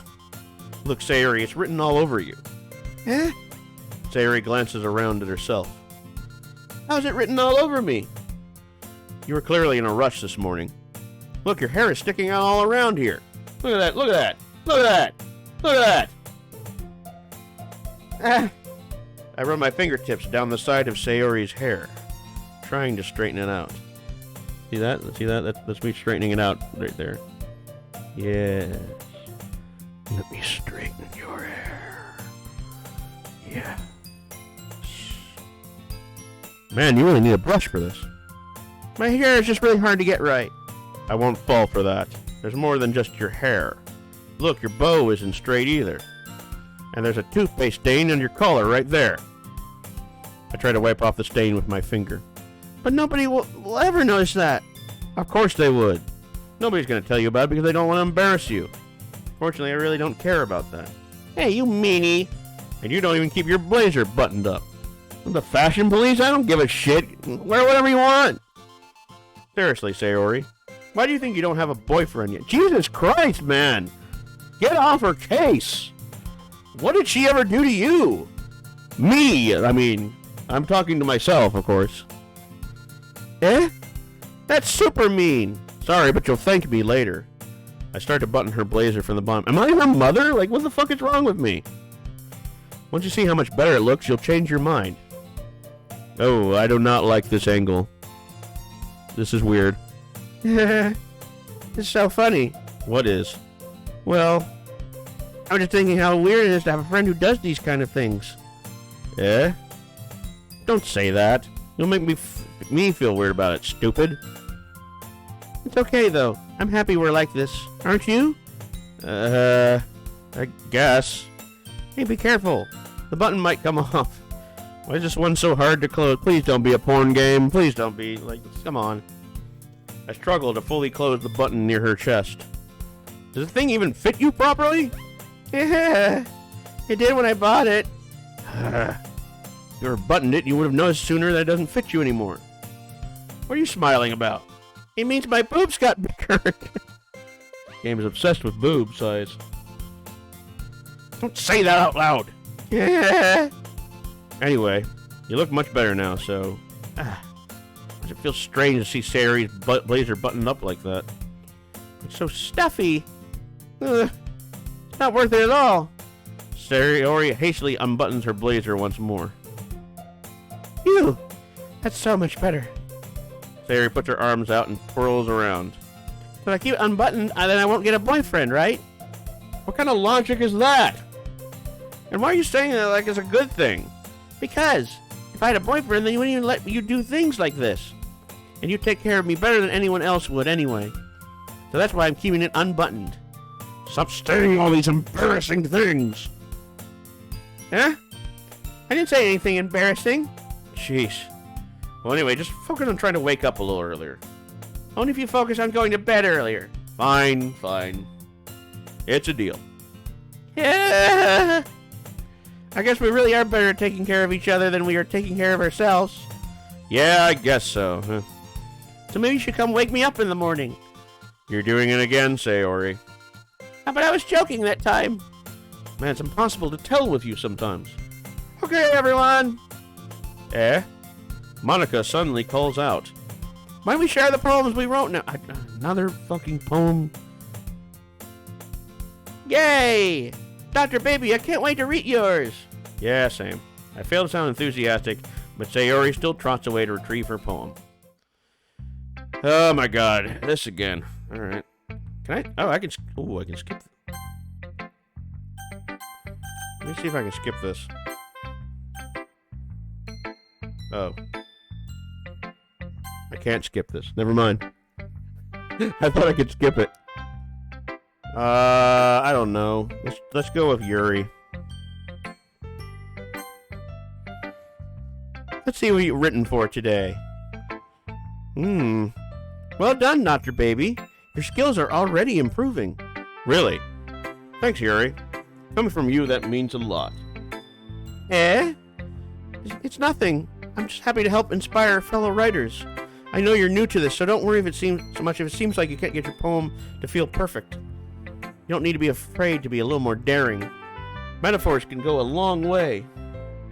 Don't feel like you need to work your brain like turning a bunch of gears. Try letting your mind wander through your feelings and write down the things you see and hear. That's one way to truly enable your reader to see into your mind. It's a very intimate exercise. Oh, I see. I see. That's a certainly interesting technique. Thanks for sharing. I have, an example of that if you'd like to read it. Of course. Is this the poem you... in the text? Hold on.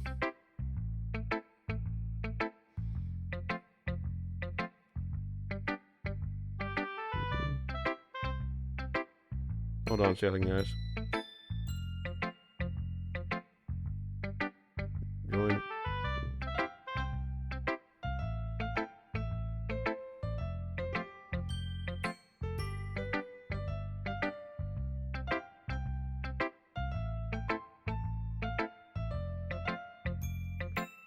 Sorry. I'm trying to get somebody in here. They just texted me about it. Okay, they're gonna come in later. Okay. Is this the poem you wrote for today? Yuri nods and timidly hands me her poem. The Raccoon. It happened in the dead of night while I was slicing bread for a guilty snack. My attention was caught by the scuttering of a raccoon outside my window. That was, I believe, the first time I noticed my strange tendencies as an unordinary human. I gave the raccoon a piece of bread, and I subconscious, well aware of the consequences.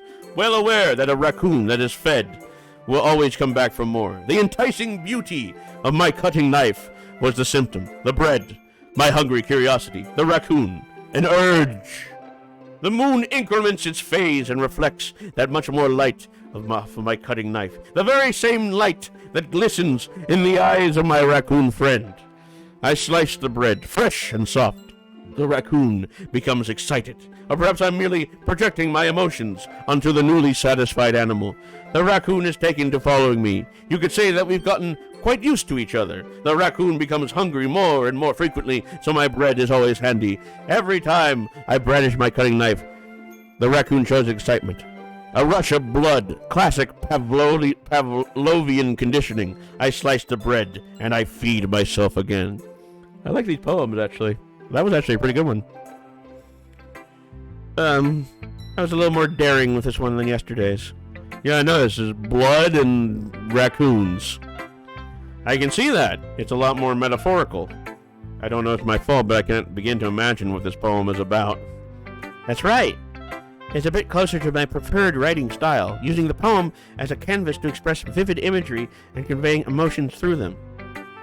Yeah, if I take that all at face value, then I can't even figure out what it's supposed to mean. Well, I think it's something that different people can relate to in their own way. I wanted to express the way it feels for me to indulge in my more unusual hobbies. It's those sort of things I'm usually forced to keep to myself, so I sometimes enjoy writing about them. Why do you keep them to yourself? Because they're embarrassing, and people would make fun of me. Don't you have anything like that, Dr. Baby? Oh, I got a whole treasure trove of embarrassing stories for you, girl. Well, yeah, I guess I do. Oh, I definitely do. Save. I feel like everyone has a little something like that. Oh, I'm sorry. Yeah. The best we can do is respect each other and our individualities. Even if it's difficult sometimes, and some things make us uncomfortable. After all, if I hadn't learned to embrace my own weirdness, I would probably hate myself. I might be ranting a little bit now, but I'm glad that you're a good listener. Alright, let's give this one to Monica. Hi again, Dr. Baby. How's the writing going? Alright, I guess. I'll take that. As long as it's not going bad, I'm happy that you're applying yourself. Maybe soon you'll come up with a masterpiece. I wouldn't count on that. You never know. Want to share what you wrote for today? Sure, here you go. I give my poem to Monica. Why can't I see my poems? Yeah, she's not that important. ... Alright, I like this one. It makes me think of something Sayori would like. Is that so? You and Sayori are really good friends, right? I wouldn't be surprised if you had those sort of things in common. Well, we may be good friends, but Sayori and I are actually really different. Well, that may be the case. But maybe there are also some similarities that you wouldn't expect. The way she talks about you. It sounds like the two of you really care about each other's well-being. Even if you show it in different ways, it ends up being more similar than you think. So I think that's kind of the vibe I get when reading your poem. You sure you're not reading it too much? I could be. Oh gosh, I sound like Yuri. But in any case, Sayori's writing has kind of a gentle feel to it. I can tell that she likes exploring with emotions like happiness and sadness. Who knew that someone so happy would enjoy sad things too? Yeah, that's totally unexpected. Well, to each their own, and you shouldn't be afraid to experiment a little bit either. But anyway, you want me to read my poem now? I like the way this turned out, so I hope you do too. Alright, let's take a look. Save me. The colors, they won't stop. Bright, beautiful colors. Flashing, expanding, piercing. Red, green, blue. An endless cacophony of meaningless noise. Meaningless noise. The noise, it won't stop. Violent, grating waveforms. Squeaking, screeching, piercing. Sine, cosine, tangent. Like playing a chalkboard on a turntable. Like playing a vinyl on a pizza crust. An endless poem of meaning that... The fuck? Load me? Load me. What the fuck is this? Load me.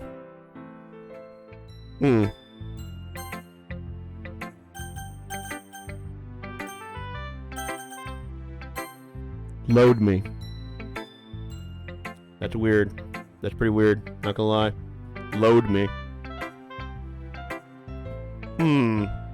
It's even more abstract than your last one, huh? I guess it's just the way I write. I'm sorry if you don't like it. No, I never said that. It's just the kind of thing I've never really seen before, I guess.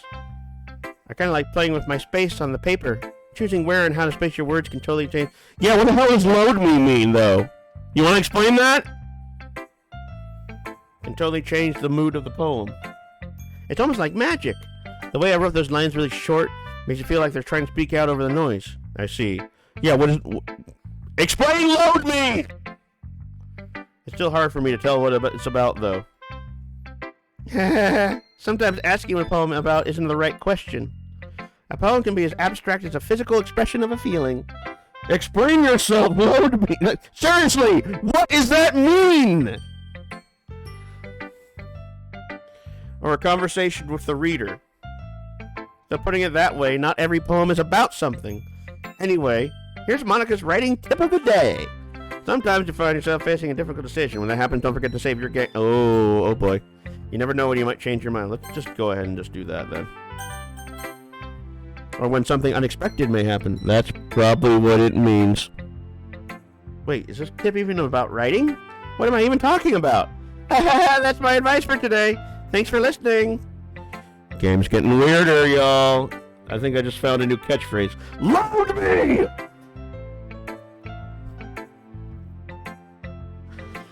I don't care what the results will be. Load me!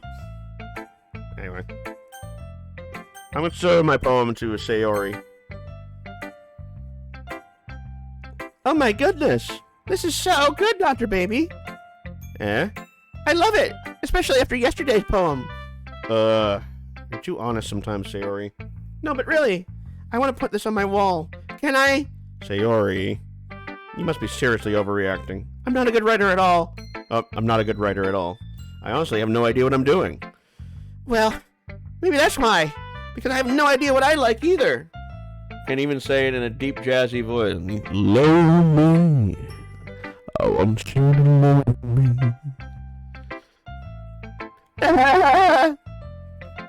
Jeez. I'm sure Yuri's opinion has to be a little more constructive than this. Maybe even Natsuki's. Are you sure you don't like it just because I wrote it? Well, I'm sure that's part of it. I think I understand you better. Oh, fuck. I think I understand you better than a lot of other people you know. So when I read your poem, it's not just a poem. It's a Dr. Baby poem.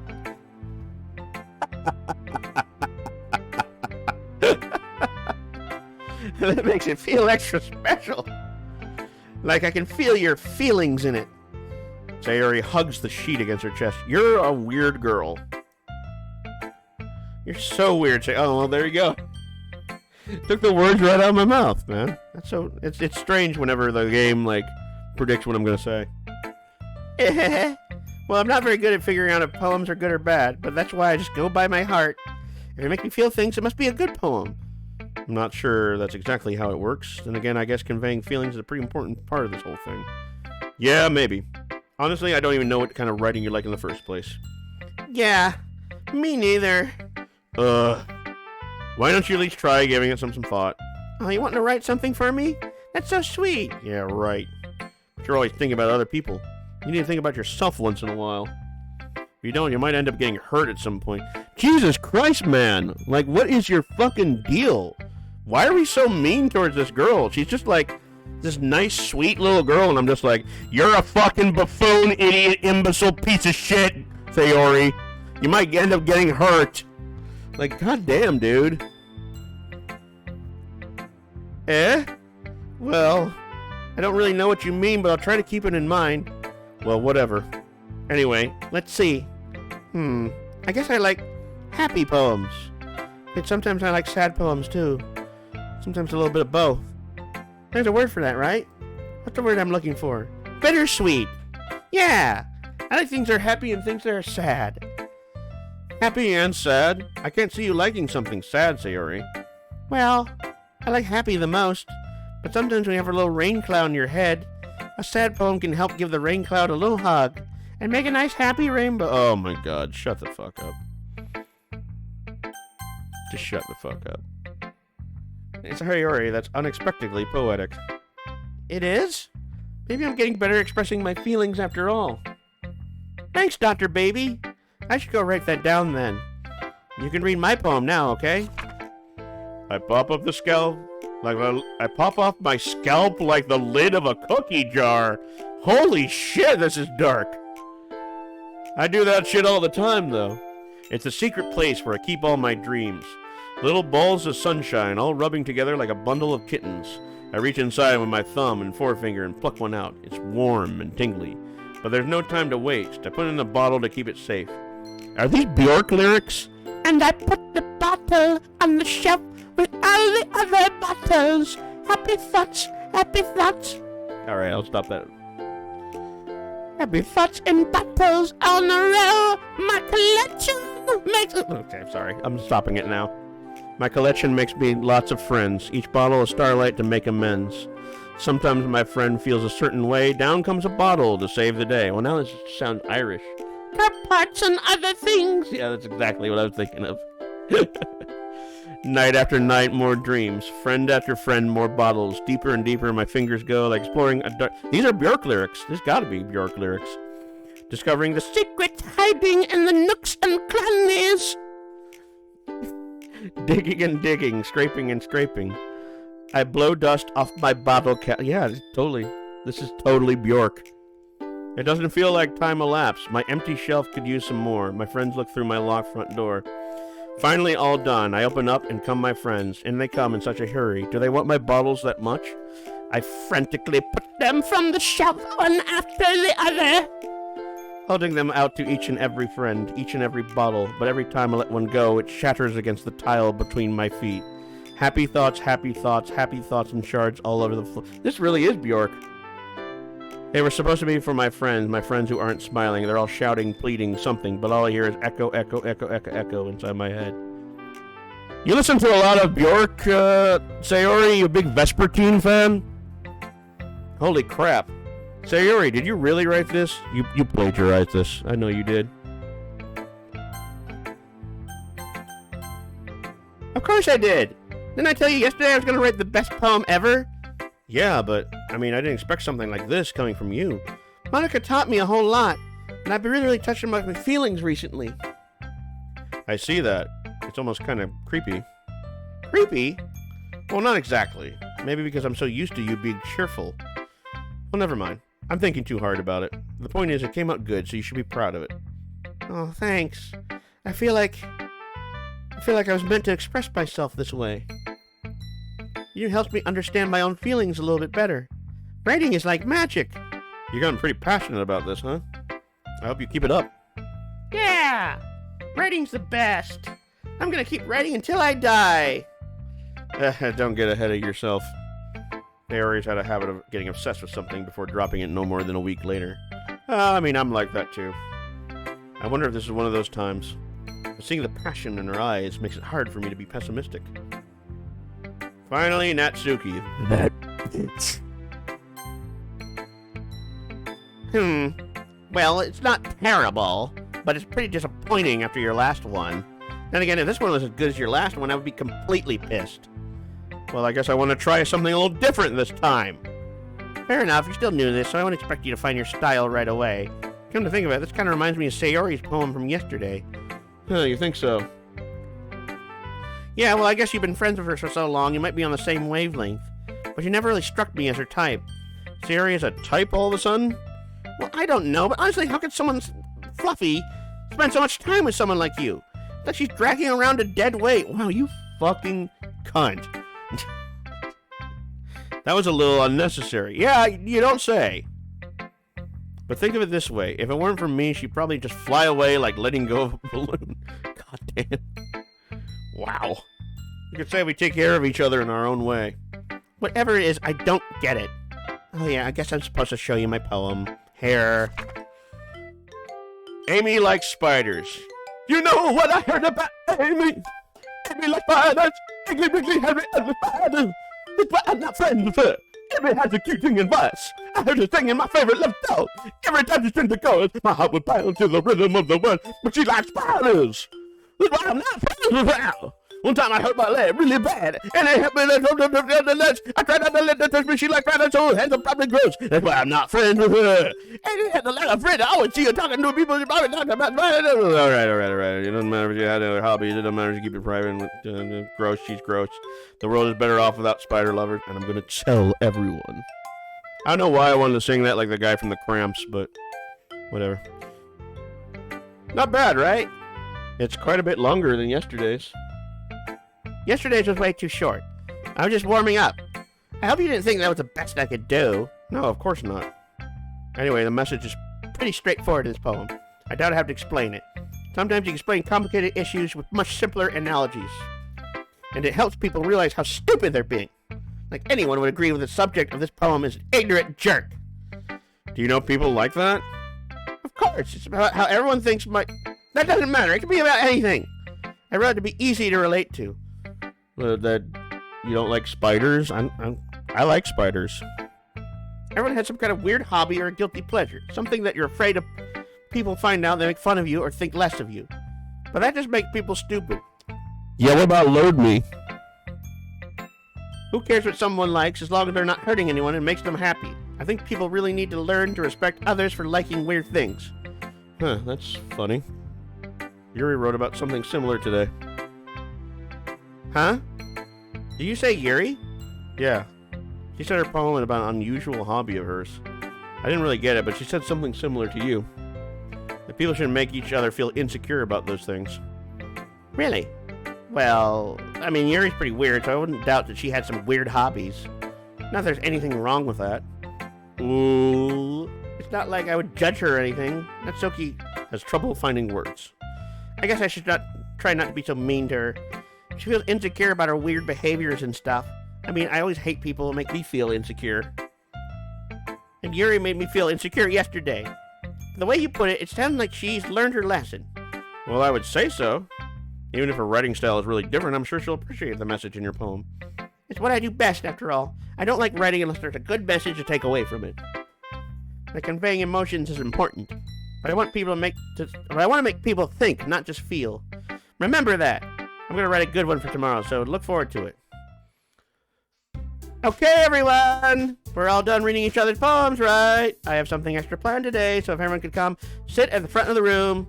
Is this about the festival? Well, sort of. Do we really have to do something for the festival? It's not like we put together anything good in just a few days. We'll just end up embarrassing ourselves instead of getting any new members. That's a concern of mine as well. I don't really do well with last-minute preparations. Don't worry so much. We're gonna keep it simple, okay? We won't need much more than a few decorations. Sayori's been working on posters, and I've designed some pamphlets we could give out during the event. Okay, that's great, and God, all the fucking anime girl voices. It's hard to fucking keep up. But that doesn't tell us what we're actually going to be doing for the event. Oh, sorry. I thought you heard about it already. We're going to be performing. Performing? Monica. Yeah, we're going to have a poetry performance. Each of us are going to choose a poem to recite during the event. But the cool part is, we're also going to let anyone else come up and recite poems too. God help us all. Sayori's putting us all on the posters in case anyone else wants to prepare ahead of time. Sayori, who's been coloring a poster, holds it up for us to see. Are you kidding me, Monica? You didn't already start putting those posters up, did you? Well, I did. You really think that's that bad of an idea? Well, no, it's not a bad idea, but I didn't sign up for this, you know. There's no way I'm going to be performing in front of a group of people like that. I agree with Natsuki. I can never in my life do something like that. Imagining it, Yuri shakes her head in fear. Guys, no, Sayori. I understand where they're coming from. Remember that Natsuki and Yuri has never shared their poems with anyone until a couple days ago. It's a lot to ask for them to recite their poems out loud to a whole room full of people. I guess I kind of overlooked that. So, I'm sorry. Shame! All of you, shame! Nothing but shame! ... But I still think we should give it our best. We're the only ones responsible for the fate of this club. The fate of this club is in our hands! If we start the event and each put on a good performance, then it'll inspire others to do the same.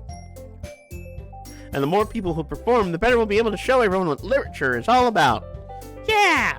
It's about expressing your feelings, being intimate with yourself, finding new horizons, and having fun. That's right. And it's those reasons that we're all in this club today. Don't you want to share that with others? Don't you want to share? Don't you want to do something with your life? All you do is smoke ganja all day, you strip all night. Just come on down to Everest Community College, son. To inspire them to find the same feelings that brought you in here in the first place? I know you do. I know we all do. And if all it takes is standing in front of the room for 2 minutes and reciting a poem, then I know you can do it. ... Natsuki and Yuri remain silent. Sayori looks worried. I guess that leaves me no choice. I agree. I don't think it's too much to ask. That's right. Get over your stupid little anxiety, that crippling anxiety that you've had since birth, and read those goddamn poems to a room full of strangers who don't want to hear poems! I don't think it's too much to ask. I think that Sayori and Monica have been trying really hard to get new members. The least we can do is help them out a little bit. Well, maybe, but ... It looks like Natsuki doesn't have any arguments left. Ooh, okay, fine. I guess I'll just have to get it over with. Alright! Phew! Thanks, Natsuki. What about you, Yuri? ... Yuri dejectedly glances around at everyone else's expectant faces. I guess I don't really have a choice. That's everyone! You're the best, Yuri! This club is seriously going to be the death of me. Oh gosh. You'll be fine, Yuri. But anyway, let's move on to the main event.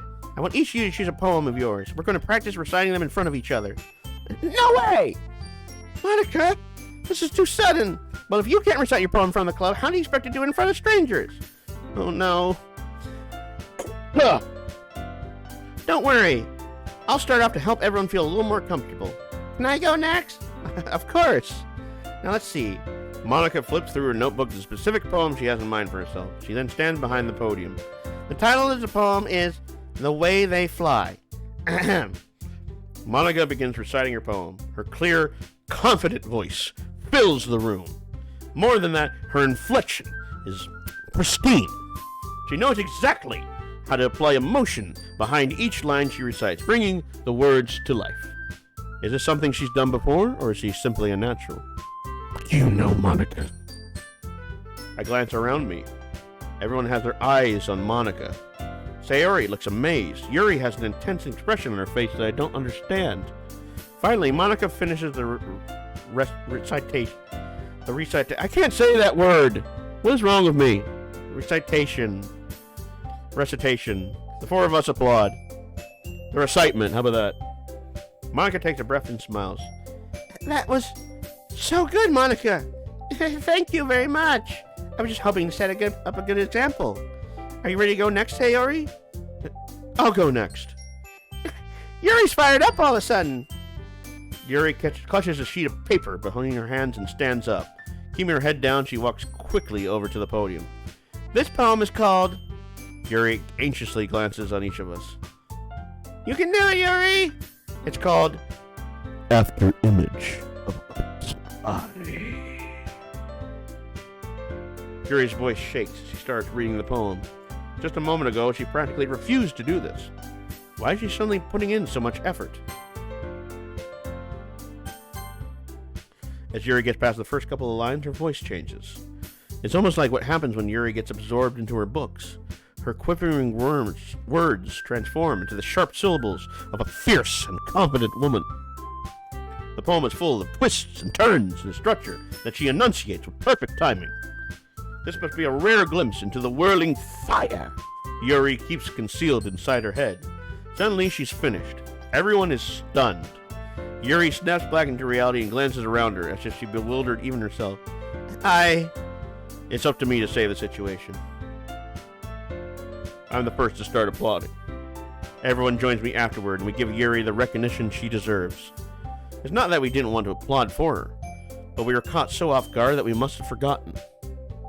As we applaud, Yuri holds the poem to her chest and rushes back into her seat. Yuri, that was really good. Thank you for sharing. ... Looks like Yuri is down for the count. Okay, I guess I'm next then. Sayori hops out of her chair and cheerfully walks to the podium. This one's called My Meadow. Sorry, I giggled. Sayori. It's a lot harder than I thought. How do you guys do it so easily? Try not to think of it like you're reciting to other people. Imagine you're reciting it to yourself in front of a mirror or in your own head. It's your poem, so it'll come out the best that way. I see. Okay then. Sayori begins her poem. Somehow it feels like her soft voice was made as a perfect match. The poem isn't aimlessly cheery like Sayori is. It's serene and bittersweet. If I were to read this on paper, I probably wouldn't think much of it. But hearing it come from Sayori's voice almost gives it a whole new meaning. Maybe this is what Sayori meant when she said she liked my poems. It's like I get to reach more deeply into someone I thought I knew through and through. Sayori finishes, and we applaud. I did it! Good job, Sayori. Even Dr. Baby liked it. I guess that's a good sign. Yes, the normally cynical and harsh Dr. Baby enjoyed it too. What does that even mean? It came out nicely, Sayori. The atmosphere of the poem fits you really nicely. But it might be that other poems wouldn't work quite as well with that kind of delivery. I don't really understand. In other words, I've seen poems of yours where that sort of gentle delivery wouldn't work as well. They might need a little bit more force behind them, depending on what you're reading. Oh, I know what you mean. I've been practicing that kind of thing. It's just embarrassing to do in front of everyone. The next time I'm going to make you pick a poem that challenges you a little more. We don't have much time before the festival, you know. Okay. Now who's next? Natsuki? Don't make me go up before Dr. Baby. It's not like I can compare to you guys anyway. Might as well let Dr. Baby lower everyone's standards a little before I have to do it. Natsuki, you bitch! Shut the fuck up! It's fine. Might as well get it over with, but it's not like I have much of a selection of what to read. I'll just have to go with what I wrote for today. I stand up in front of the podium. Everyone has their eyes on me, making me feel terribly awkward. I recite my poem. Since I'm not exactly confident in my own writing, it's hard to put energy into it. Despite that, once I finish, I receive applause anyway. Sorry, I'm not really as good as everyone else. Don't worry about it so much. I think it's less about your abilities and more about the lack of confidence in your writing. That's something you'll improve over time, though. Yeah, maybe. Alright then. That just leaves you, Natsuki. Yeah, I'm going. Natsuki begrudgingly gets out of her seat and makes her way to the podium. This poem is called... Why are you all looking at me? Because you're presenting. Anyway, the poem is called Jump. I'll get up! And nothing gets me down. Natsuki takes a breath. When she starts reciting the poem, her sour attitude disappears a little. While she's still a little unenthused, her poem has a rhythm and rhyme to it. It's Natsuki's trademark style, and it works surprisingly well when spoken out loud.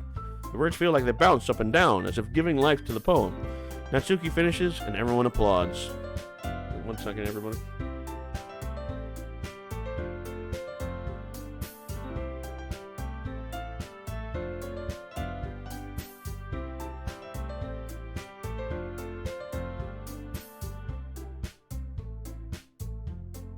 Sorry, I was getting a message.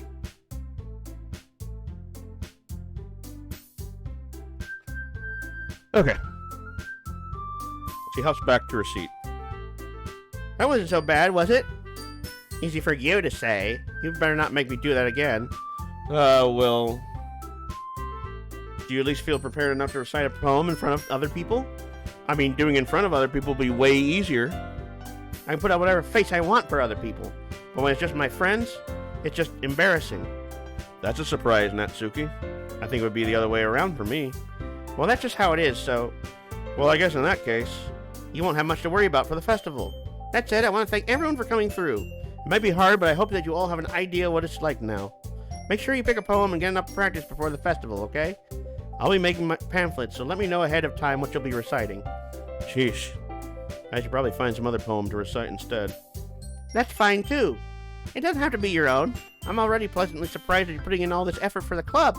It makes me really happy. Yeah. No problem. Okay, everyone. New music. Cool. I think that's about it for today. I know the festival is coming up, but let's try to write poems for tomorrow as well. It's been working out really nicely so far, so I'd like to continue that. As for the festival, we'll finish planning tomorrow, and then we'll have the weekend to prepare. Monday's the big day! I can't wait! I can do this. Alright. I stand up. There's no way I'll be able to find the same enthusiasm as Sayori and Monica, but I'll do my best to get through it. It's for the sake of the club and impressing Monica, then I'll have to do my best. Ready to go, Sayori? Yep! Look at you two, always going home together like that. It's kind of adorable, isn't it? Jeez, guys. Don't make such a big deal out of it. Must be a little nice, though. Well, how am I supposed to respond to that? It's okay, Dr. Baby. You don't have to say it. Whatever, let's go already. I walk home with Sayori once more. Even though it's only been a few days, a lot of things have already changed. But today, Sayori is being a little quieter than usual on the way home. Hey, Sayori. Sorry, I was spacing out. Ah, no wonder. I was thinking about something from earlier. I like how we get to... Sayori fumbles with her words. So let's just say that one day Yuri asked me to walk home with you. Huh? What would you do? What kind of question is that? You're kind of putting me on the spot here. Uh-oh. We have choices. I would walk home with Yuri, or I would still walk home with Sayori.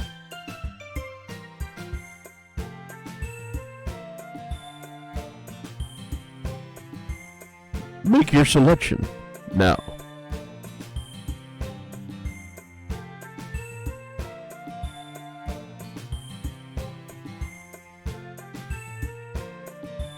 Everybody have a I think this game is only like 4 hours long. Yeah, that's what I'm trying to do. Would you walk home with Yuri or Sayori? Would we walk home with the annoying, cute waifu? Or would we walk home with the dark, mysterious waifu? I'm gonna go with Yuri. He seems a little, unstable. She needs some support. Walking home with Yuri, huh? Why does the thought of that make my heart pound?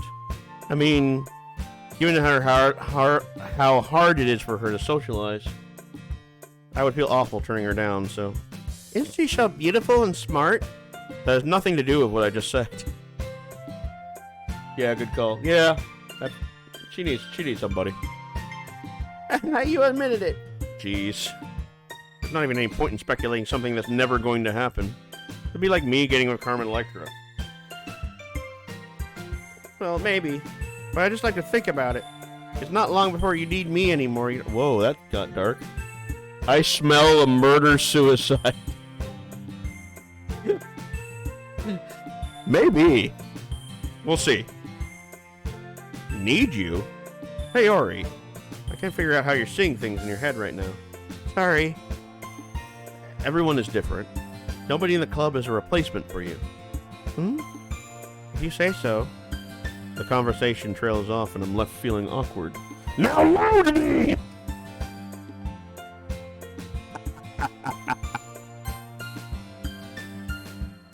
Yeah, I'm gonna override this. I gotta pee real quick. I'll be right back, guys.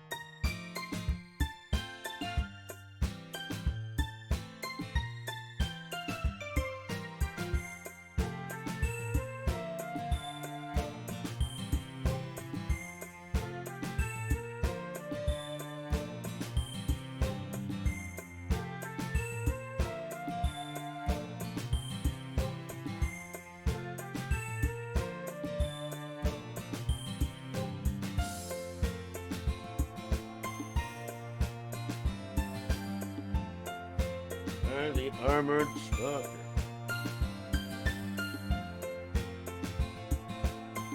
Okay. We're back. I'll be going till probably about 1 a.m. tonight. Something like that. I don't know. We might be able to finish this game tonight.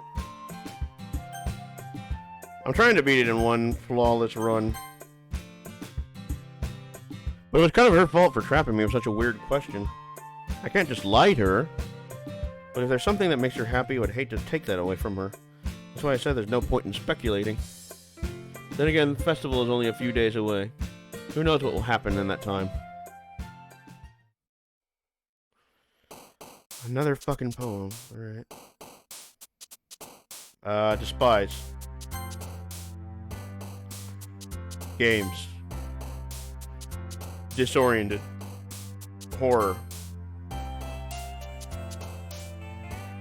Dazzle. Lipstick. Climax.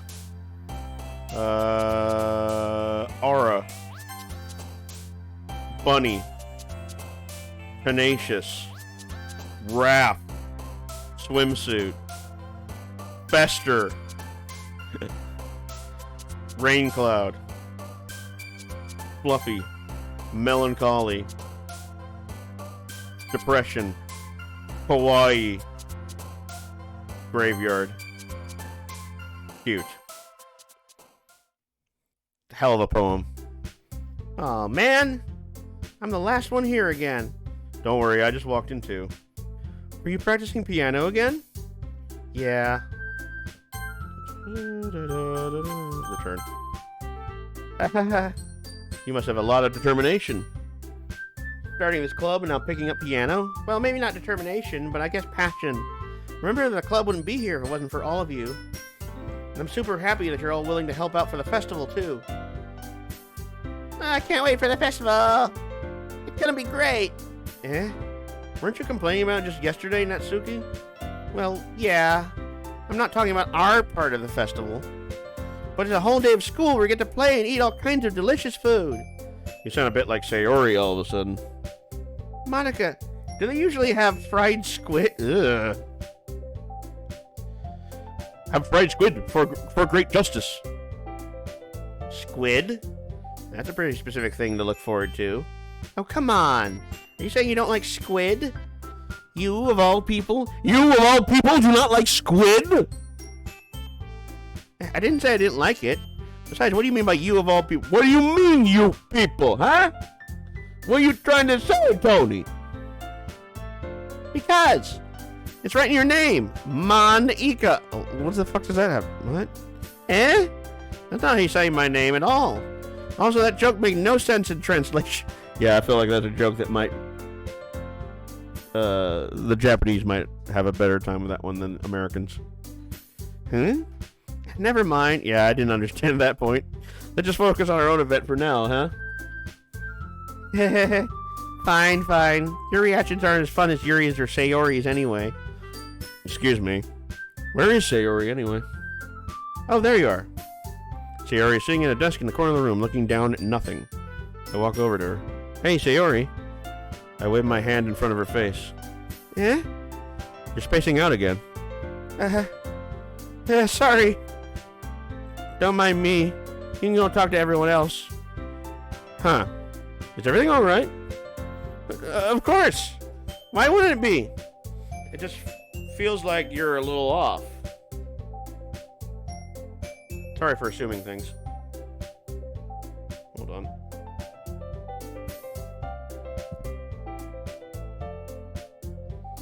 Geez, you worry too much about me.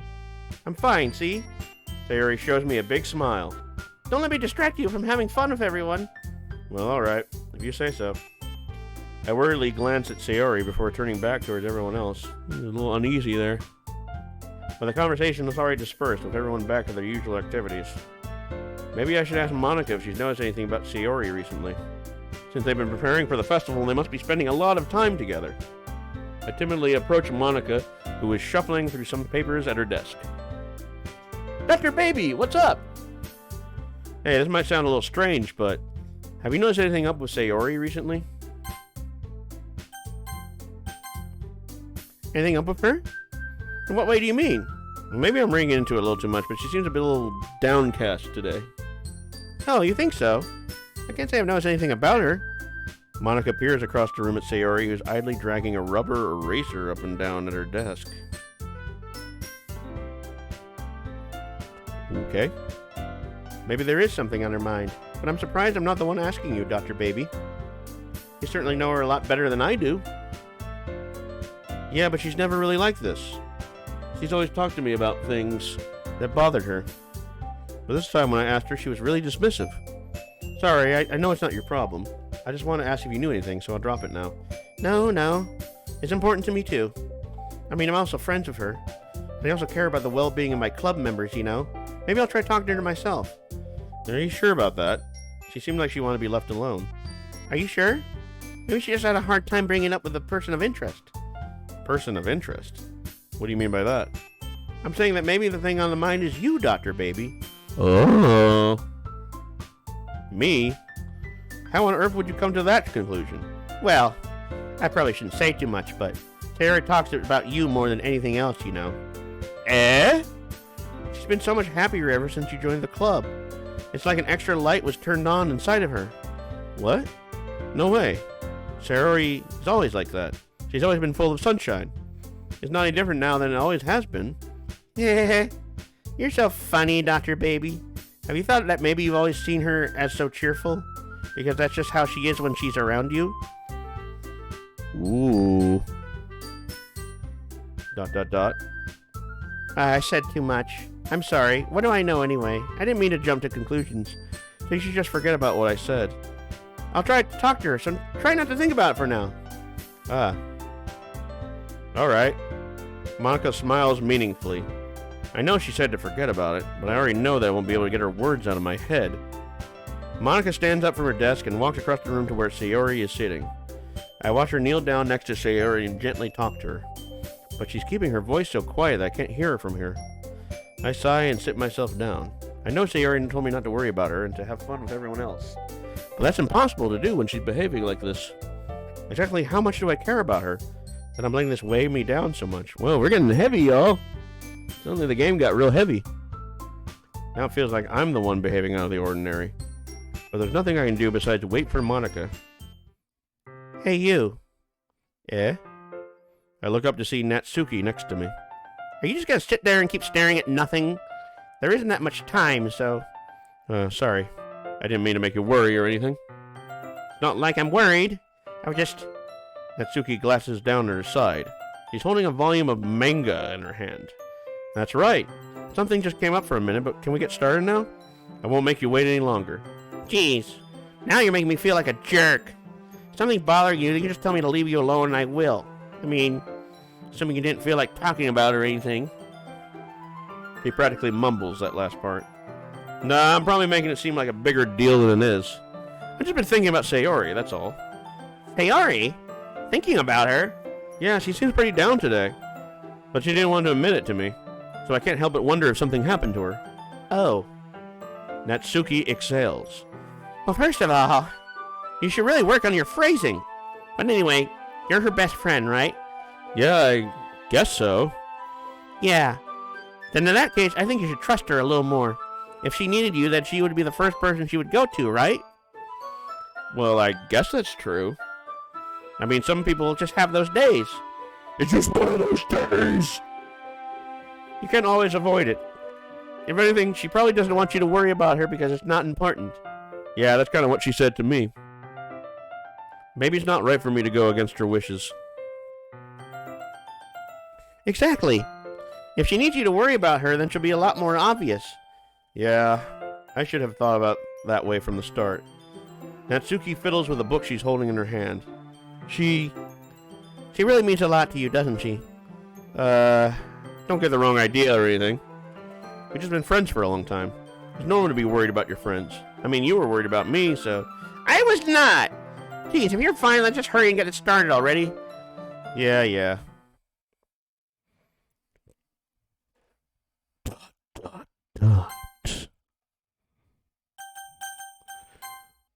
Take in the ... Learn its ways. It might help you. Learn the ... Feel the ... Okay, everyone. After some time, Monica calls out to the club room. Why don't we share our poems now? Before I know it, everything is back to normal. Everyone goes to retrieve their poems, and I do the same. I make eye contact with Monica, and she smiles at me. I wonder what she's talking about with Sayori. Who should I show my poem to first? Sayori. ... It's nice, I guess. Come on, I can already tell you don't like it. Well, you don't need to worry about what I think. After all, you wrote this for someone else, didn't you? Probably Yuri. Oh, God. She's really upset that I would walk with Yuri. Eh? I didn't write this for anyone specifically. Maybe. That's not really what I meant, though. But it's okay. You're making new friends just like I was hoping. That makes me really happy. And you're happy too, right? In this club? Well, of course I am. Good. That's all that matters to me. Thank you, Dr. Baby. Sayori, is there something wrong? Huh? No, nothing. I'm just a little tired today. Heh. Alright. You're not convincing me. Just tell me if you need anything. I will. Don't worry about me, okay? You can go play with everyone else now. If you insist. Yay! I'm gonna go home a little bit early today. Sayori. Tell Monica I wasn't feeling well, okay? I'll see you tomorrow. Before I can say anything else, Sayori cheerfully walks out of the classroom humming to herself. I'm gonna load you I'm gonna load you all night long. Yuri. Dr. Baby, this is wonderful. I can feel the emotion that you poured into it. Is this a result of trying what I suggested yesterday? Yeah, I guess so. You did a good job explaining. I really wanted to try giving it more feeling. Yuri visibly swallows. Even her hands appear sweaty. I'm not used to this. Serious music. Used to what? I don't know. It's fine. Take your time. Yuri breathes and collects her thoughts. I know that Yuri likes to think before she speaks, so I offer that patience to her. Yeah, just being appreciated like this, I guess. It probably sounds really stupid, but seeing someone motivated by my writing, it just makes me really happy.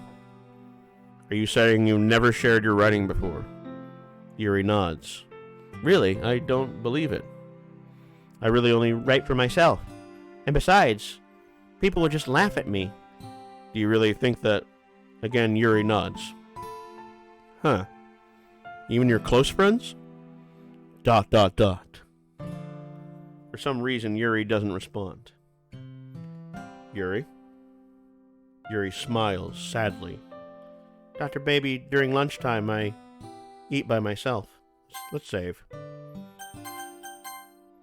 Did you know that? It's a great time to find a quiet spot and do some reading. In fact, I always have some books with me. You could say I really enjoy reading. Yeah, you're a little crazy about the reading. Well, that's one way to put it anyway. But that's funny. Books are so full of amazing and inspiring people. People you want to fall in love with. Or people you just know would make a really good friend. Cheerful people who always put a smile on your face. Or deep thinkers and problem solvers who discover the mysteries of life. So when you look at it this way, I'm surrounded by friends every day. You know? And those friends don't laugh at me. They don't tease me for spacing out all the time. They don't make fun of my body type. And they don't hate me for acting like a know-it-all. People say that about you? I'm not a know-it-all, Dr. Baby. It's the opposite. I don't know anything. I don't know how to talk to people. I don't know how to make people see me as normal. I don't even know how to make myself happy. I have all these feelings. And all I can do with them is read and write. But it wasn't until now that I started sharing it with you that I really understood what was missing all this time. Oh, now me! But I haven't really done anything. No, that's wrong. Just being patient and respectful, that's really important to me. I know I'm a difficult person, Dr. Baby. I speak too slowly. I second guess myself all the time. I read too deeply into things. But every time, you've always treated me just like anyone else. It's so rare that I feel comfortable with myself when I talk to others. But that's why every time I talk to you, I just feel really happy. I see. Well, I treat you how you deserve to be treated, Yuri. And if other people don't see you that way, then fuck them. I mean, I joined this club hoping I would make friends. And I would say I've had at least one success. We're gonna make out, aren't we? We're sexual partners now, right? Wouldn't you? If you put it that way, yeah. We really are friends now, aren't we? Yuri puts her head in her hands. But this time she's smiling as she does it. Do you want to show me your poem? Yeah, I do. Let me get it for you. Beach. A marvel millions of years in the making, where the womb of Earth chaotically meets the surface. Under a clear blue sky, an expanse of bliss, but beneath gray rolling clouds, an endless enigma. The easiest world to get lost in is one where everything can be found. One can only build a sandcastle where the sand is wet. Someone's getting loaded, that's for sure. Someone's getting loaded. One can only build a sandcastle where the sand is wet. But where the sand is wet, the tide comes. Will it gently lick at your foundations, until you give in? Or will a sudden wave send you crashing about in the blink of an eye? Either way, the outcome is the same, yet we still build sandcastles. Now it just sounds like a Kate Bush song. I stand where the foam wraps around my ankles, where my toes squish into the sand. The salty air is therapeutic. The breeze is gentle yet powerful. I sink my toes into the ultimate boundary line, tempted by the foamy tendrils. Turn back, and I abandon my peace to erode at the shore. Drift forward, and I return to earth forevermore. Not bad. I like that one. I'm aware that the beach is kind of an inane thing to write about, but I did my best to take a metaphorical approach to it. You say that like you didn't even want to write about it. Oh, you haven't heard? After yesterday, Natsuki and I, it was amusing that we wrote about something similar in such different ways. So Natsuki wanted to write about the same topic as each other again. I suppose to better compare the differences in our writing styles or thought processes. Anyway, it was her idea. Knowing her, it's no surprise that she wanted to do something like that. She probably just wants to show off. It's not like I have a particular interest in her writing style. I just went with her request. But, well, I suppose not bad to write about something simple on occasion. It can be refreshing, you know? It's good for me to calm my thoughts once in a while. Yeah, I think I agree. Thanks for sharing. Who should I show my poem to next? I am eeny, meeny, miny, mo, catch tired, I tell. If you holler, let go, eeny, meeny, miny, mo. My mother told me to choose the very best one, and you are not it. Monica. Hi, Dr. Baby. Have you thought about what you want to submit to perform at the festival? Well, being in the club is one thing, but performing in front of a bunch of people, I'll have to give it some more thought. Okay, no pressure. But whatever you do, I'm sure it'll turn out great. It would also make me happy to see. Anyway, let's take a look at today's poem. I love laughing like that, by the way. It's just so awful. So terrible. Sure. I let Monica take the poem I'm holding in my hands. ... Great job, Dr. Baby. I was going, ooh, in my head while reading it. It's really metaphorical. I'm not sure why, but I didn't expect for you to go for something so deep. I guess I underestimated you. It's easiest for me to keep everyone's expectations, so I underestimated you. How about this? No. Sorry, wrong game. That way it always counts when I put in some effort. That's not very fair. Well, I guess it worked anyway. Well, you know that Yuri likes this kind of writing, right? Writing that's full of imagery and symbolism. Unlike Sayori, who keeps using simple and direct words to describe happiness and sadness. Yuri likes it when readers are left to derive their own meaning out of it. Blah. It's very challenging to write like that effectively, both allowing people to get something out of it just by feel, or letting them deeply analyze all of the nuances. It can take years of practice, which I'm sure Yuri has at this point. I never really asked, though. I'm sure I'm nowhere near her level yet. Don't worry so much about that. You do your own thing. Just keep exploring and learn by trying new things. Wah! I've been meaning to do a wah all night. You know, like anime wah. Wah! Anyway. Oh, no. I don't care about that. I'll share my poem with you now, alright? Alright. The Lady Who Knows Everything. An old tale tells of a lady who wanders earth, the lady who knows everything. A beautiful lady who has found every answer, all meaning, all purpose, and all those ever sought. And here I am, a feather, lost adrift the sky, victim of the currents of the wind. Day after day I search of little hope, knowing legends don't exist. But when all has failed me, when all others have turned away, the legend is all that remains, the last dim star glimmering in the twilight sky. Until one day the wind ceases to blow. I fall, and I fall, and fall, and fall even more. Gentle as a feather, a dry quill, expressionless. But a hand catches me between the thumb and forefinger, the hand of a beautiful lady. I look at her eyes and find no end to her gaze. The lady knows everything, knows what I'm thinking. Before I can speak, she responds a hollow voice. I found every answer, of all of which amount to nothing. There is no meaning, there is no purpose. We will seek only the impossible. I am not your legend. Your legend does not exist. With a breath, she blows me back afloat, and I pick up a gust of wind. Load me. You know, I feel like learning and looking for answers are the sorts of things that give life meaning. Not to get too philosophical or anything, but it was kind of my mind, so that's what I wrote about. I see. I never really put much thought into it.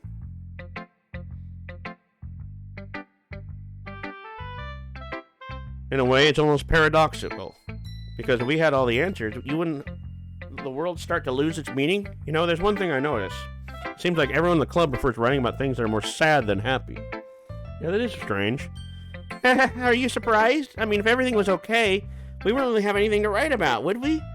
Humans aren't two-dimensional creatures. I think you know that better than anyone. Man, these girls are really deep. Like, I feel like they graduated from the Timothy Leary School of Philosophy. You mean one-dimensional? Yeah, that. Anyway, here's Monica's writing tip of the day. Are you ever too shy to share your writing because you're afraid it's not that good? It can be really disheartening to get a lukewarm response to something you put so much time into. But if you find other people enjoy writing, then sharing them becomes a lot easier. Because instead of just telling you that your writing is good or okay or bad, they'll want to focus more on everything that went into it and the things that you can work on. It's much more encouraging that way, and it'll make you want to continue improving. It's almost like having your own little literature club, don't you think? That's my advice for today. Whee! Thanks for listening. Whee! Natsuki is last. This bitch. This one's alright. Alright? Well, yeah. About as good as yesterday's, anyway. I see what you're going for, but it's just not really my style. I mean, that's fine. I'm mostly just glad you're trying a little bit. Well, of course I'm at least trying. Why are you so emotionally invested in my poems, anyway? Isn't that more of a compliment to me? Eh? Or isn't that more of a compliment to me? Ah, fuck, I did it again. No, gross. It's not like I care. It's just that one of us in this club is to make sure you're not slacking off. Really? Well, what if you ended up just scaring me anyway? That's, it's not like he would actually do that. Yeah, you're right. It's kind of fun to hang out here, even though I have to put up with you. Natsuki's elbow connects with my stomach. Oh, maybe I won't mind scaring you away after all. I was just joking. Oh, I know. Don't worry, I was too. Sure you were. ... The dots of doom. How the hell do you call that a joke? That seriously hurt. Well, maybe it was funny to her. I guess that's kind of the point. I should really just watch my mouth around Natsuki. Anyway, Natsuki holds her poem out to be like nothing ever happened. I'll be your beach. Your mind is so full of troubles and fears that diminished your wonder over the years, but today I have a special place. A beach for us to go. A shore reaching beyond your side, I say the sparkles bring light. The walls in your mind will melt away before the sunny glow. I'll be the beach and what is your word away? I'll be the beach that you daydream about each day. Be the beach that makes your heart leap in a way you thought you had left you long ago.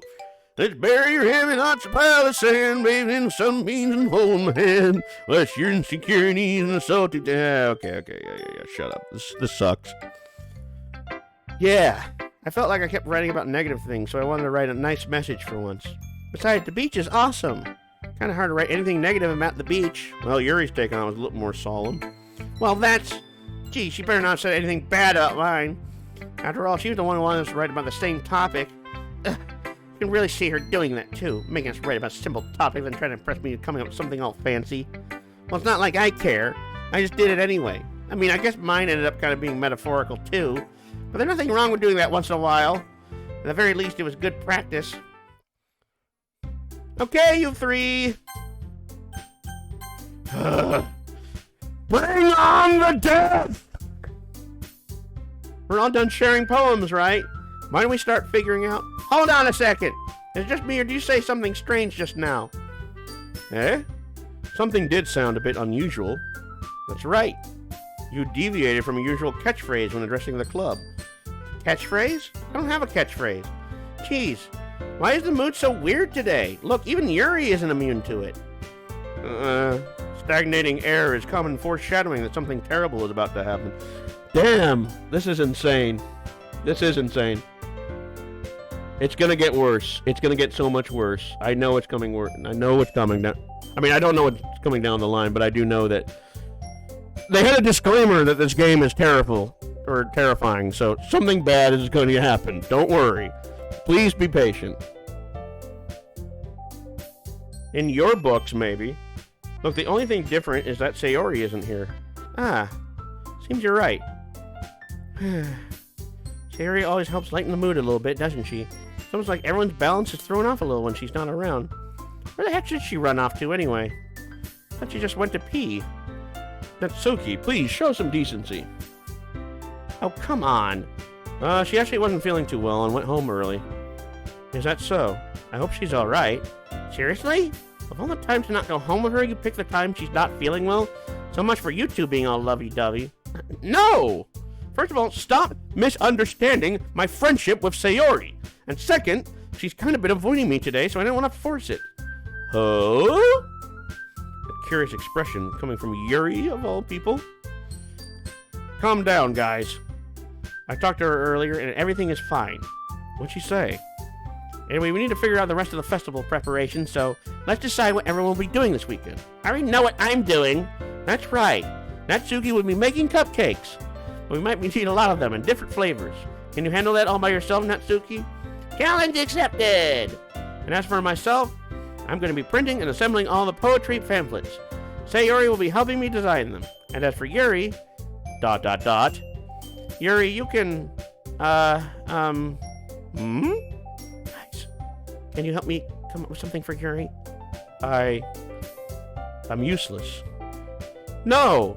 That's not it at all! You're the most talented person here, you know. And Natsuki's pouting too? Geez, even I can tell now. I guess I never gave Sayori enough credit, but I can tell things are even harder on you when she's not around. That may be the case. But if I can't also be a leader of my own, then I won't grow as a person. So, Yuri, you have beautiful handwriting, you know, so you should make some banners and decorations to help set the atmosphere. Atmosphere? About that. I love atmosphere. Yuri's expression suddenly changes as she stares at her desk in focus and starts nodding to herself. Your mind is already racing, I see. That's great! You'll be a wonderful help, Yuri. But anyway, that just leaves you, Dr. Baby. The one who is truly useless. Don't say that. In fact, both Natsuki and Yuri have some pretty heavy tasks to handle. It'll probably go a long way to give one of them a hand. You can always help me out as well. I'll really be appreciative of that. Is Monica suggesting I spend the weekend with one of my club members? You must be mad! How on earth are they going to respond to a suggestion like that? I suppose I wouldn't mind a bit of help. Well, even if you don't know how to bake, there's always some dirty work I could give to you. It's not like Monica's going to give me a choice, and you shouldn't be sitting on your butt anyway. Natsuki tries to mumble a bunch of excuses like that. If I recall, Natsuki, you mentioned that you would like to handle the baking all on your own. Dr. Baby might not like to help be around if you only make him out to be a nuisance.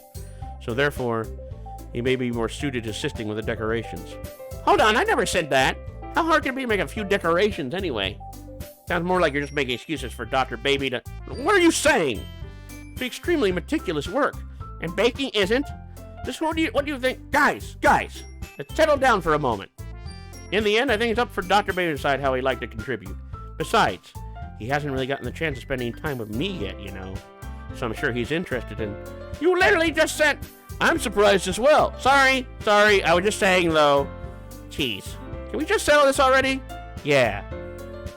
Dr. Baby, you're okay with this, right? In the end, it's up to you. Of course. Very well.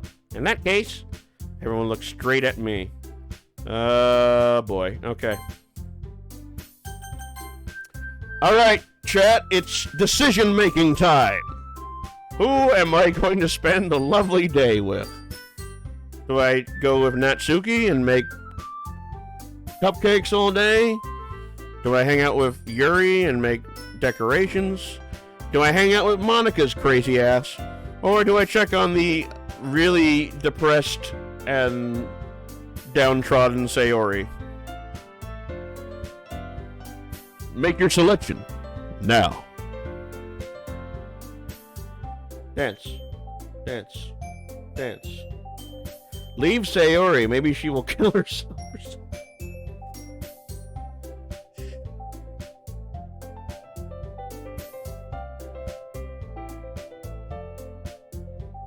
Maybe. I don't know. I feel like Sayori is pretty unstable. So, yeah, Follow your heart. I don't care about any one of them.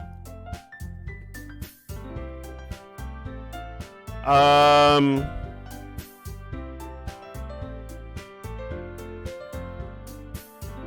don't know Monica all that well. I feel like if I go with Monica, I'll greatly disappoint everybody. I'm gonna go with Monica because I haven't really spent time with her that much. We're gonna go with Monica. Well, I guess I should probably be helping Monica. Yay, you picked me! Hold on 1 second. Yeah. Monica, you're the one who needs the least help out of all of us. Yeah, but I agree with Natsuki. Not only is your work already most suitable for one person, but you already have Sayori as well. But Dr. Baby was the one who... that doesn't matter. You're the one who scared him into picking you in the first place. You're the club president, Monica. You're supposed to make responsible decisions for the club. Monica, you shouldn't let any ulterior motives interfere with this decision. Ulterior motives? What are you saying, Yuri? I sound like you guys are the ones with the ulterior motives. Excuse me? Otherwise this wouldn't have been made into such a big deal in the first place. That's completely false, Monica. Yeah, we have a lot of work to do, you know. We won't do as good of a job if you make us work alone. Maybe that's true. Think of the club, Monica. If we want our event to succeed, then we need to appropriately distribute our resources. So you're gonna do the right thing, President? Okay, I get it. It's technically most logical for Dr. Oh, I can't help Monica.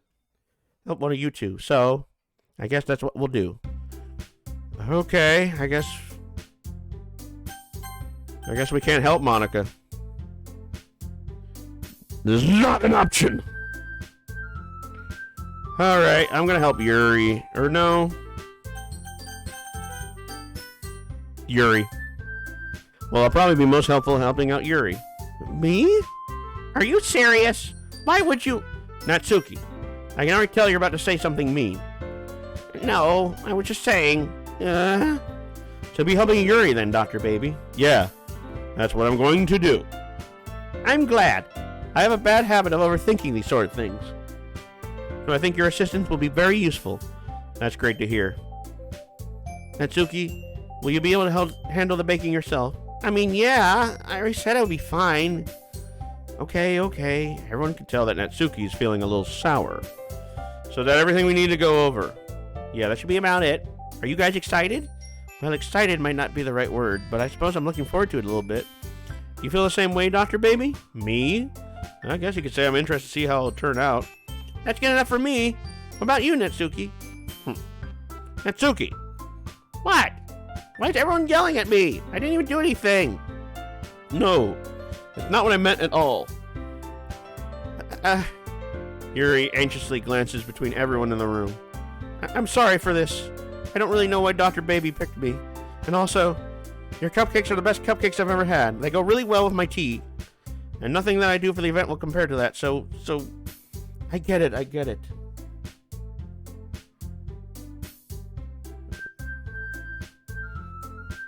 I'm kind of surprised, though. Why? Well, I'm the one acting immature. I already know that. But you're trying to cheer me up all of a sudden. I know I'm not very good at it. I'm sorry if I said something bad. Natsuki isn't the only one surprised. Monica and I are also taken aback by Yuri's words. When she already has trouble with words, trying to cheer someone up must be far out of her own comfort zone. But I begin to understand. Yuri is trying to sound like Sayori. Even if it didn't work perfectly, I can tell that she tried to say something Sayori would say at a time like this. Because Sayori always helps everyone smile and feel good about themselves. No, I kind of appreciated it. I'm sorry for making a big deal out of nothing.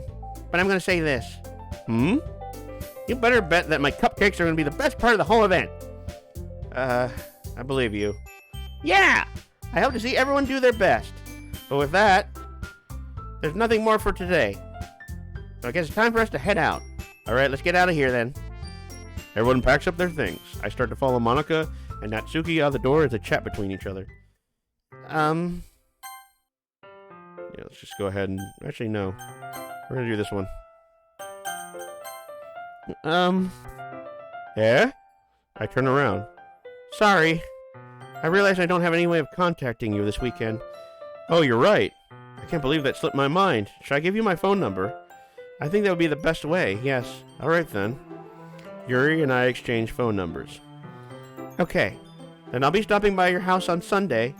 Eh? My house? Is that a problem?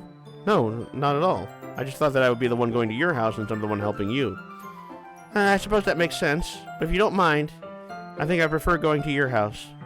Alright. She's trying to get to a little something something. In that case, it won't be a problem. Do we have parents? Like, what's going on in this world? Where are all the authority figures? I decided not to press Yuri for a reason. It's not like it should matter much any other way, so I'll just need to make sure my room is clean. I hope I managed to make myself useful in some way. I'm not nearly as creative as you are. Don't underestimate yourself, Dr. Baby. I think that will make a very productive team. Even if you only chose me because you felt bad or something. Wait, you don't actually think that, do you?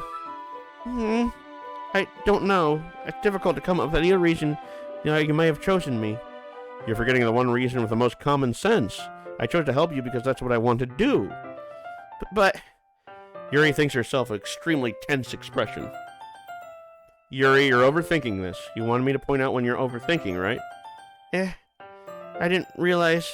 I'm telling you, I want to. That's all there is to it. Do you believe me? Yuri thinks really hard again. She looks straight into my eyes for a long while. I believe you. As if it took her a tremendous effort, Yuri finally says that and relaxes her expression. And I'm really looking forward to Sunday. Yeah, I am too. After that exchange, I make my way out of the door and Yuri follows. I can't believe this. Yuri is going to be coming to my house on Sunday. The nerve! My anxiety shoots through the roof. Even though I've gotten pretty used to handling her at this point. There's no telling what might end up happening when we're outside of school. Oh yeah, getting down. Down and dirty. Below the belt. More than that, she told me she was looking forward to it. There's a chance I have to make something happen between us? Or is it too early for that? Only time will tell. But until then, I won't be able to take my mind off it. I seriously can't wait. The end. It's already Sunday. I've been getting increasingly anxious about Yuri's upcoming visit. I keep telling myself there's no reason to be nervous, but it doesn't help much. Yuri is clearly an introvert and an intimate person in general. There's no doubt that she'll open a little bit when it's just the two of us. Meanwhile, we've even been texting occasionally. We gonna make sweet love. She was extremely apprehensive at first, but it wasn't long before I was already learning more about her. But putting Yuri aside, I haven't heard a thing from Sayori since she left club early the other day. It's not like we text each other all the time or anything, but I've been worried about her in the back of my mind. Between what Sayori said and what Monica said, is it really okay for me to put Sayori's feelings aside when she might need me? I decide to visit Sayori before Yuri comes over. Rather than asking, I simply tell her I'm coming over, much like we've done in the past. What happened to the music? Once I reach Sayori's house, I knock on the door before entering it myself. Again, we used to play so often that we made it a habit of simply entering each other's house like we were family. The house is quiet. Sayori isn't anywhere on the first floor, so I assume she's up in her room. It's already strange of her not to run down and greet me. Uh-oh. I head up to her bedroom where I finally find her. Sayori! Hi, Dr. Baby! I sit down in her room. Sayori forces a smile, but it's easy to tell that she's different. I felt some fear. I'm not gonna lie. I felt some real fear right there.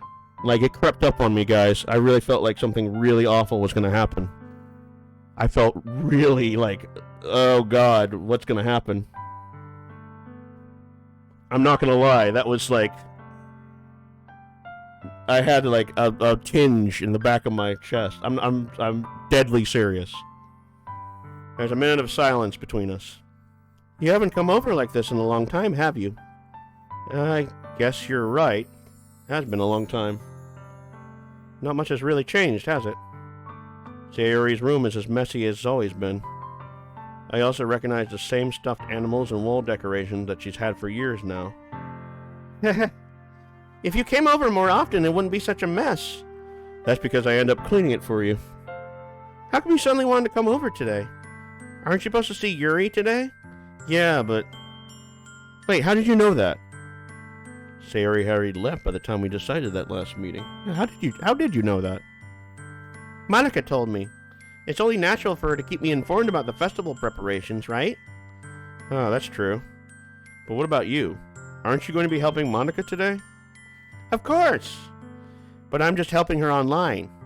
We didn't plan to meet up or anything. Ah, so it's just me and Yuri then. Yep. There's more silence between us. Sayori stares in a random direction.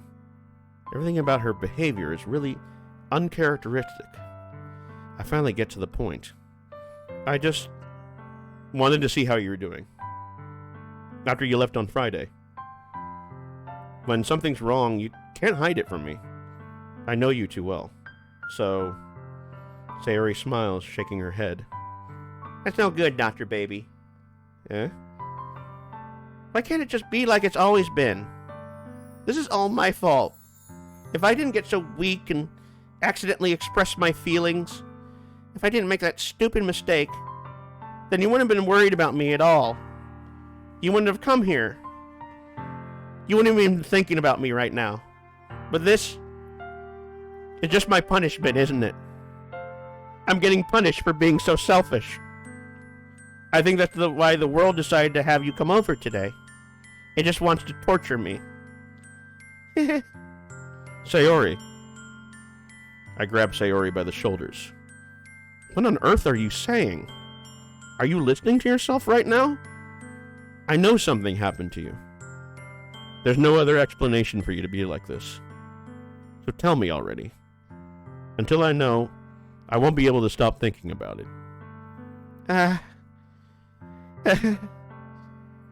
Sayori gives me an empty smile. You really put me in a trap, Dr. Baby. But... Hold on a second. Can I go down? Okay, there we go. But... You're wrong. Nothing happened to me. I've always been like this. You're just seeing it for the first time. Seeing what? What are you talking about, Sayori? You're really just gonna make me say it, aren't you, Dr. Baby? I guess I have no choice this time. The thing is, I've had really bad depression my whole life. Oh boy. Oh god, here we go. It begins. You guys ready now? The darkness is coming. Did you know that? Why do you think I'm late to school every day? Because most days I can't even find a reason to get out of bed. What reason is there to do anything when I fully know how worthless I am? Why go to school? Why eat? Why make friends? Why make other people put their energy and caring to waste by having them spend it on me? This game got fucking dark. Holy shit. That's what it feels like. And that's why I just want to make everyone happy, without anyone worrying about me. I'm in shock. I can't even figure out how to respond. How is it possible that Sayori kept this from me the entire time I've known her? Did she really want so badly for me to just not think about her? Why, Sayori? Eh? Why is it that you never told me about this? I need a fucking skeleton! You'll get one, don't worry. It almost feels like I've been betrayed as your close friend. That's the worst thing you could say to somebody who suffers from depression. That is literally the worst fucking thing you could say to somebody. Because if I knew, I would have done everything I could to support you. Even though there's only so much that I could do. I would have tried a little bit harder to make every day a little better for you. That's why I'm your friend. All you had to do was tell me. Yeah, just tell me about your crippling depression. Don't get, like, professional help or anything like that. You don't understand at all, Dr. Baby. No, you fucking don't. Why do you think I didn't tell you? Because if I told you, then you would have had to waste effort caring about me instead of doing important things. I don't want to be cared about. It's bittersweet when people try to care about me. It feels nice sometimes, but it also feels like a bat being swung against my head. Stop with the uh-ha-has, you're creeping me out, girl. That's why I wanted so badly for you to make friends with everyone else. Helping everyone be happy together is the best thing for me. But then I discovered something else too. Seeing you make friends and get closer with everyone in the club, it feels like a spear going through my heart. So that's why. That's why I decided the world just wants to torture me. Every path leads to nothing but hurt. God damn. You're right that I don't understand. I don't understand your feelings at all, Sayori. Hey, XXCV, thank you for the follow. It's really a solemn, dark part of the game, and then, but thank you so much for the follow. Welcome to the stream, man. Hope you're doing alright. I don't understand your feelings at all, Sayori. But I don't need to understand. Whatever it takes for me to help you stop hurting, that's what I'll do. No, Dr. Baby. There's nothing. Nothing at all. The only thing that could help is if everyone could be like it always was. But I was selfish. I finally showed you what a horrible person I am. Sad subject and a clown horn. Well, you know, you can't wallow in despair all the time. You need some clown horns. It helps the game sometimes. But hey, thank you for the follow, XXTV. Stick around. It's only going to get worse from this point on. It's going to get really dark soon. So if you like darkness, misery, sadness, and despair, welcome to Dr. Baby's stream. If everyone needs a horn, it's this girl. Yeah, I know. Tears streaked down Sayori's face. I made you join the literature club because I was selfish. And I was punished by my heart hurting in a way that I couldn't understand. And now you came here and I made you hurt too. I'm just weak and selfish. That's all I am. And that's why I'm going to accept these punishments. Because I deserve every last one.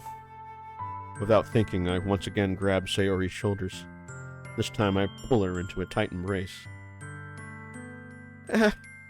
Dr. Baby. Sayori. I don't care if you feel selfish. I have no spoilers. I have no clue about it. Yeah, I know. I beat it twice and I regret it. Yeah, no spoilers. Please, God, no spoilers. I've never played this game. I don't care if you feel selfish. I'm really happy that you convinced me to join the club. Seeing you every day makes it worthwhile enough. If I make friends with everyone else, then it's just a bonus. But please never underestimate how much I care about you. I wouldn't have it any other way. Dr. Baby. Sayori isn't hugging me back. Despite my arms being wrapped around her, Sayori's arms remain at her sides. She starts sobbing next to my ear. No. Don't do this to me. Please don't do this. Dr. Baby, Sayori barely manages to speak between her sobs. I don't know if I'm doing the right thing, but all I want her to know is that I care. If you have it in you to call yourself selfish, then you have to let me be selfish too. No matter what it takes, I'll figure out what needs to change. I'll make these feelings go away. And if there's anything that you need me to do, then you better tell me. I'll get mad if you don't. Don't get mad. I don't know. I don't know. Gently, Sayori finally puts her arms around me in return. I don't know anything. It's all really scary. I don't understand any of my feelings, Dr. Baby. The only time I'm not feeling nothing is when I'm feeling pain. But your hugs are so warm, and that's really scary too. Sayori lets me go. As she does so, I let her go as well. Festival's tomorrow. Yeah. It's gonna be fun, right? Yeah. How would you like for me to spend it all with you? It's what I want. I promise. I think that would be nice then. Yeah. Sayori wipes her eyes. If I could spend the whole day here, I would. Of all days, this have to be the one where I have other plans. Maybe I should cancel. No! Don't. Please don't. If you did that, then I really wouldn't forgive you. But it's almost time for Yuri to meet me at my house. At the very least, do you want to come along and help out? It would be fun. To my surprise, Sayori shakes her head. I'm sorry. I don't know if that would be very good for me today. You understand, right? It's kind of hard for me to fully understand. But I'm trying my hardest. It's okay. Don't worry too much about it. I'll see you tomorrow, okay? Alright. I look forward to it. Did you guys like my award-winning acting, by the way? I got into it. I will say that. I did get really into that role. Not bad. Well, thank you. Don't bullshit me. I say goodbye to Sayori and exit her house. On the way home, I find myself still feeling uneasy. But it's hard for me to keep thinking about it when Yuri is about to come over too. I think Sayori is right. I shouldn't be worrying too much, and we're definitely going to have a great time tomorrow. Sure we will. I should just focus on what's ahead of me. Whew, that was dark. See what I mean? We're getting dark, guys. Just be patient. As I approach my house, I see something that makes me feel a moment of panic. Yuri? Thank goodness. You're a little early. I'm sorry I wasn't home yet. Were you waiting for a long time? No, I just got here. I started to get really nervous when nobody answered the doorbell. You always could have texted me. Excuse me.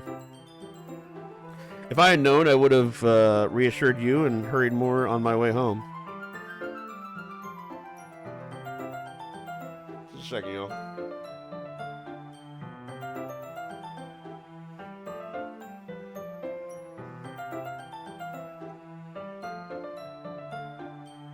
Sorry, I'm getting a message here.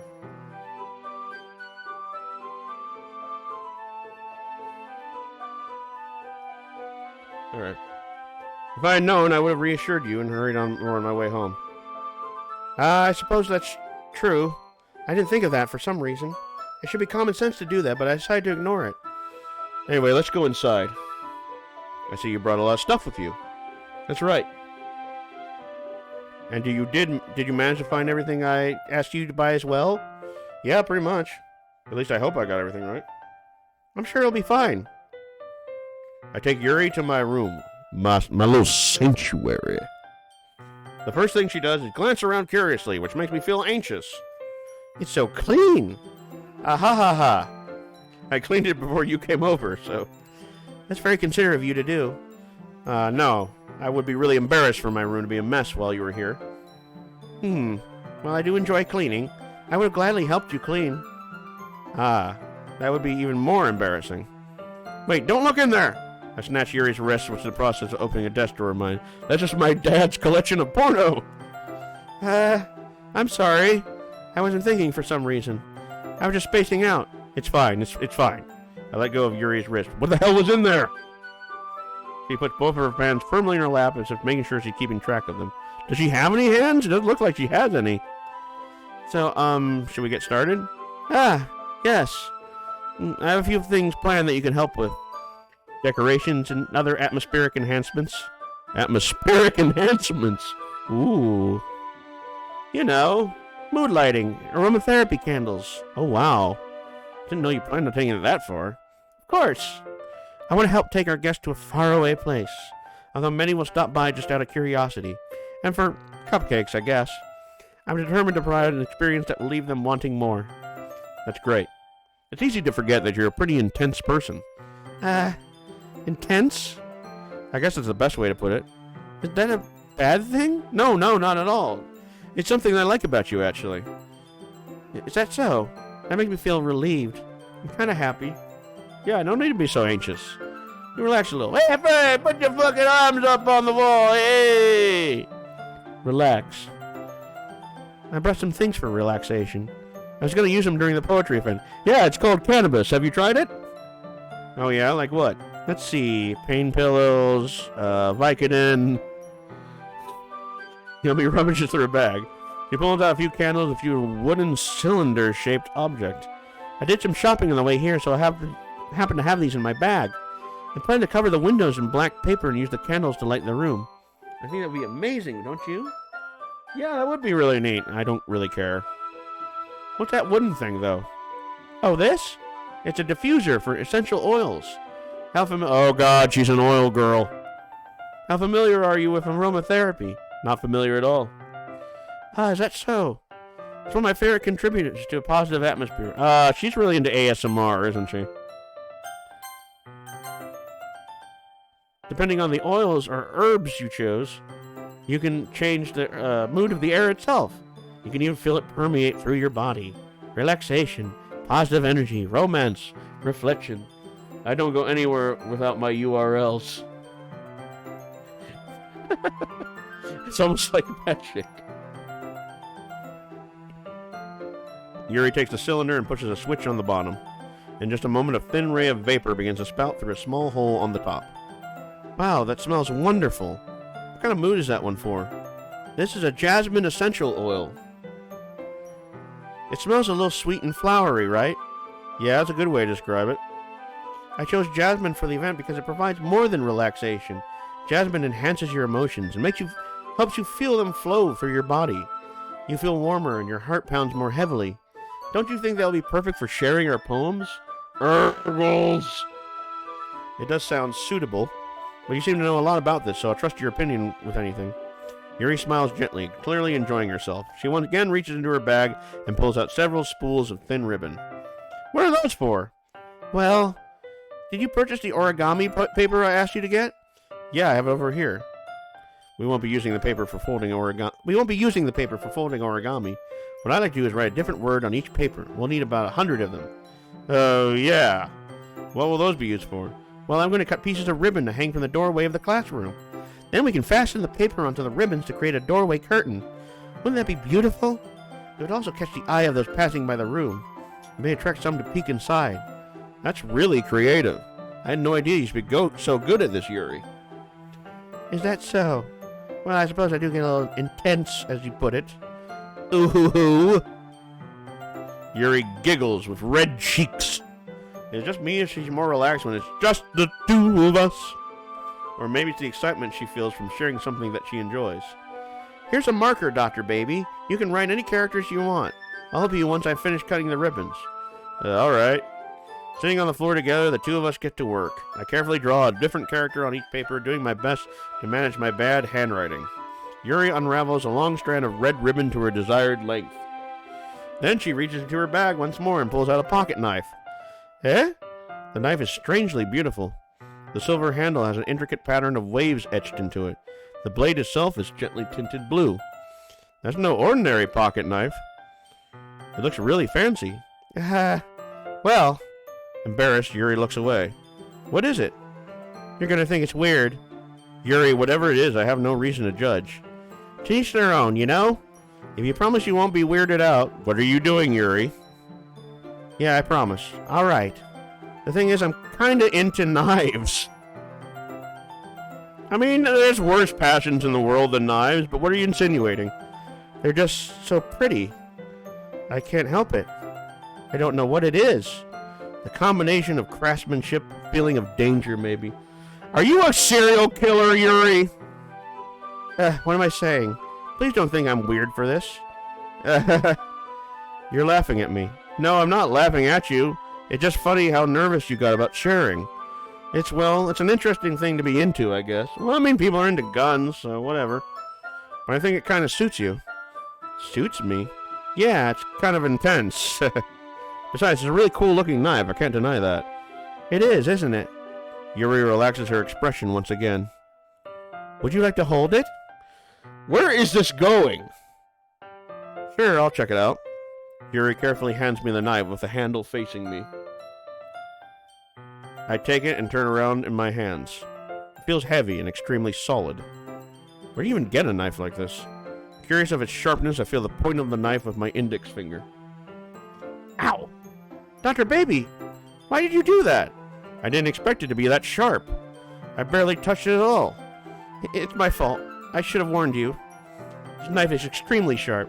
It can cut through skin like it's paper. Ugh. Oh no. A small drop of blood trickles down the side of my finger. Yuri takes my hand and gives the wound a closer look. She stares at it and noticeably fidgets. If you're squeamish, I'll go wash it off now. Without warning, Yuri puts my finger in her mouth and licks the wound! What?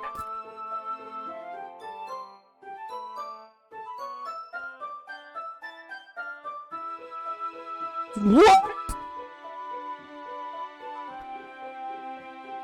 I feel her tongue curl around my finger.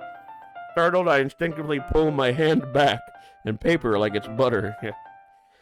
Oh, please forgive me. Wow, you kinky. I wasn't thinking. Yuri lowers her head, her face burning up. Yuri, that's the most embarrassing thing I've ever done. How could I do something like that? I'm sorry.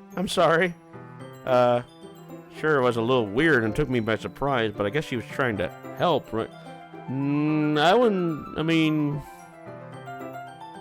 Yuri, I think you're overreacting. Nah, I think that was pretty weird.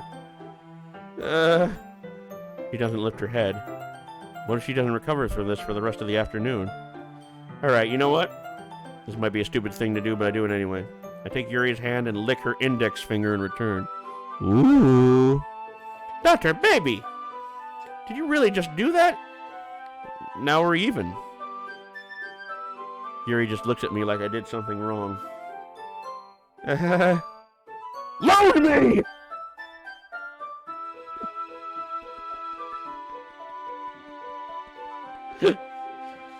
I knew that would be a bad idea.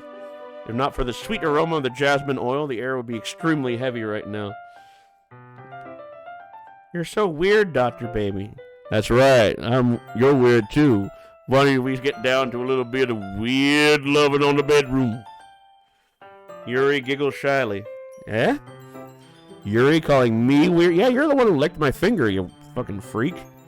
I have no response to that. Where do you keep your bandages? I don't think I need one, actually. It was a tiny cut. Look, it already stopped bleeding. I see. That's relieving. The tension is quickly lifted. We each resume our respective activities. Alright. I watch Yuri's knife cut through the ribbon like it's nothing but air. Meanwhile, I continue to make progress on the paper. Alrighty then. After we finish attaching the paper to the ribbons, we lay them all out side by side. It looks better than expected and will be very effective as a door curtain. It looks great. Good thinking coming up with this, Yuri. Thanks. It's just something I saw online, really. Are you ready to move on to the next task? Yeah, let's do it. What do you have in mind? I'd like to create a banner. That's why I asked you to buy the paint tablets. Ah, that's right. One of the items Yuri had asked me to buy was a kind of watercolor paint tablets. We'll need about 6 cups of water to put each of the tablets in. Do you mind fetching those for us? Of course not. 6 cups of water. I'll be right back in a minute. Thank you very much. Oh, and just a little bit of water is okay. If you fill the cups too much, you'll be too diluted. Taking Yuri's advice, I decided to use small plastic bathroom cups rather than full-sized glasses. I put them on a plate to catch any paint that drips and brings it back into my room. Yuri? Yes? I come to see Yuri quickly unrolling her sleeve, pulling it back over her arm. Nothing. Your face is a little red. Is it too hot in here or anything? No, not at all. There's nothing wrong, so let's mix the paint. Yuri hurriedly dismisses me and takes it upon herself to unwrap the tablets, dropping them into the cups. So, I thought we would do something simple that would look very nice. I'd like to paint a gradient across the banner, starting with the colors for a sunrise, then daytime, then sunset and nighttime. Once it dries, I'll write an inspirational quote across the banner. We can hang it on the wall behind the podium in the front of the classroom. Ah, neat. What are you going to write? Well, it'll be more fun to surprise you. Yuri smiles at me. If you say so. After rolling out the banner, Yuri and I kneel on opposite sides so we don't get in the way of each other. Yuri uses a brush and adds a few dots of different colors across the banner to serve as a color guide when we paint. This kind of reminds me of elementary school. Painting on a banner with watercolors feels a lot like the art class project we had back then. It's relaxing. I'm sorry this feels too childish. No, I didn't mean that at all. It's kind of fun, you know. Yeah, it is fun. I'm glad you feel that way too. Yuri stops painting for a moment, thinking to herself. For me, I don't need to go out and do crazy things to have fun. Yeah, like licking my finger when it's full of blood wasn't crazy. In fact, I usually don't even want to. I just like when I can spend time with one other person. Even if something simple like reading. It doesn't even matter if we don't talk much. Just having a friend next to me makes me feel a little bit nicer. I think that's all it takes for me to be happy. Is that so? Even if Yuri and I are quite different, I can understand where she's coming from. I feel that way about things like anime and games, where simply sharing the experience with someone can make me happy. I think I feel the same way. Yuri smiles gently. I knew you'd understand. Yuri leans over the banner to grab an unused paintbrush, but I move at the same time, causing my head to bump into hers. This is some clumsy foreplay. Yeah! Sorry. Yuri reels back and I quickly lift my hands in surprise. Are you hurt? No, I'm not hurt. It just startled me, that's all. Sorry, I should have asked you to get it for me. It's not your fault. Your face. There are droplets of paint on Yuri's face and neck. This is where I start licking. Is there something on my face? Yeah, I accidentally got paint on you. Sorry, it's totally my fault. I'll get a towel right away. I rush out and fetch a small towel. Then I dampen it with hot water. I return to my room and kneel back down in front of her. Oh, suggestive. Here. I pat down Yuri's face and neck with the towel. Is something wrong? It's hot. I just didn't expect it. Sorry. I didn't want to use cold water. Having finished, I start to retract my hand, but Yuri suddenly holds my wrist. Wait. Just for a little longer. It feels really nice. I keep my hand still against Yuri's neck. Ooh boy. She looks into my eyes. It's an intense expression I recognize from when she reads her books. Almost as if she's lost in a daze, enveloped by her own thoughts. Is this a romance novel now? He breathes gently, half through slightly parted lips. What is happening? Is it the aroma of the jasmine oil giving me this dizzy feeling? Yuri's gentle fingers, wrapped up around my wrist, send a tingling sensation through my arm. And suddenly her face seems to be much closer to mine than it was just a moment ago. Yuri slowly pulls away. Sorry. I've been feeling a little lightheaded today. I didn't mean to space out. It's fine. The moment is over as soon as it began. Load me!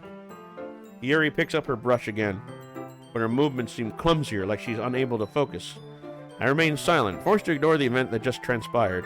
Yuri's a weirdo. I hesitantly retrieve my own brush and continue following Yuri's example. That should do it. Finish filling the night sky with white dots that look like stars. Looking at the banner as a whole, it's very pretty and natural looking. I think it came out better than I expected. I'm really happy with the results. Yeah, me too. Are you going to add the lettering now? Not yet. It needs to dry first.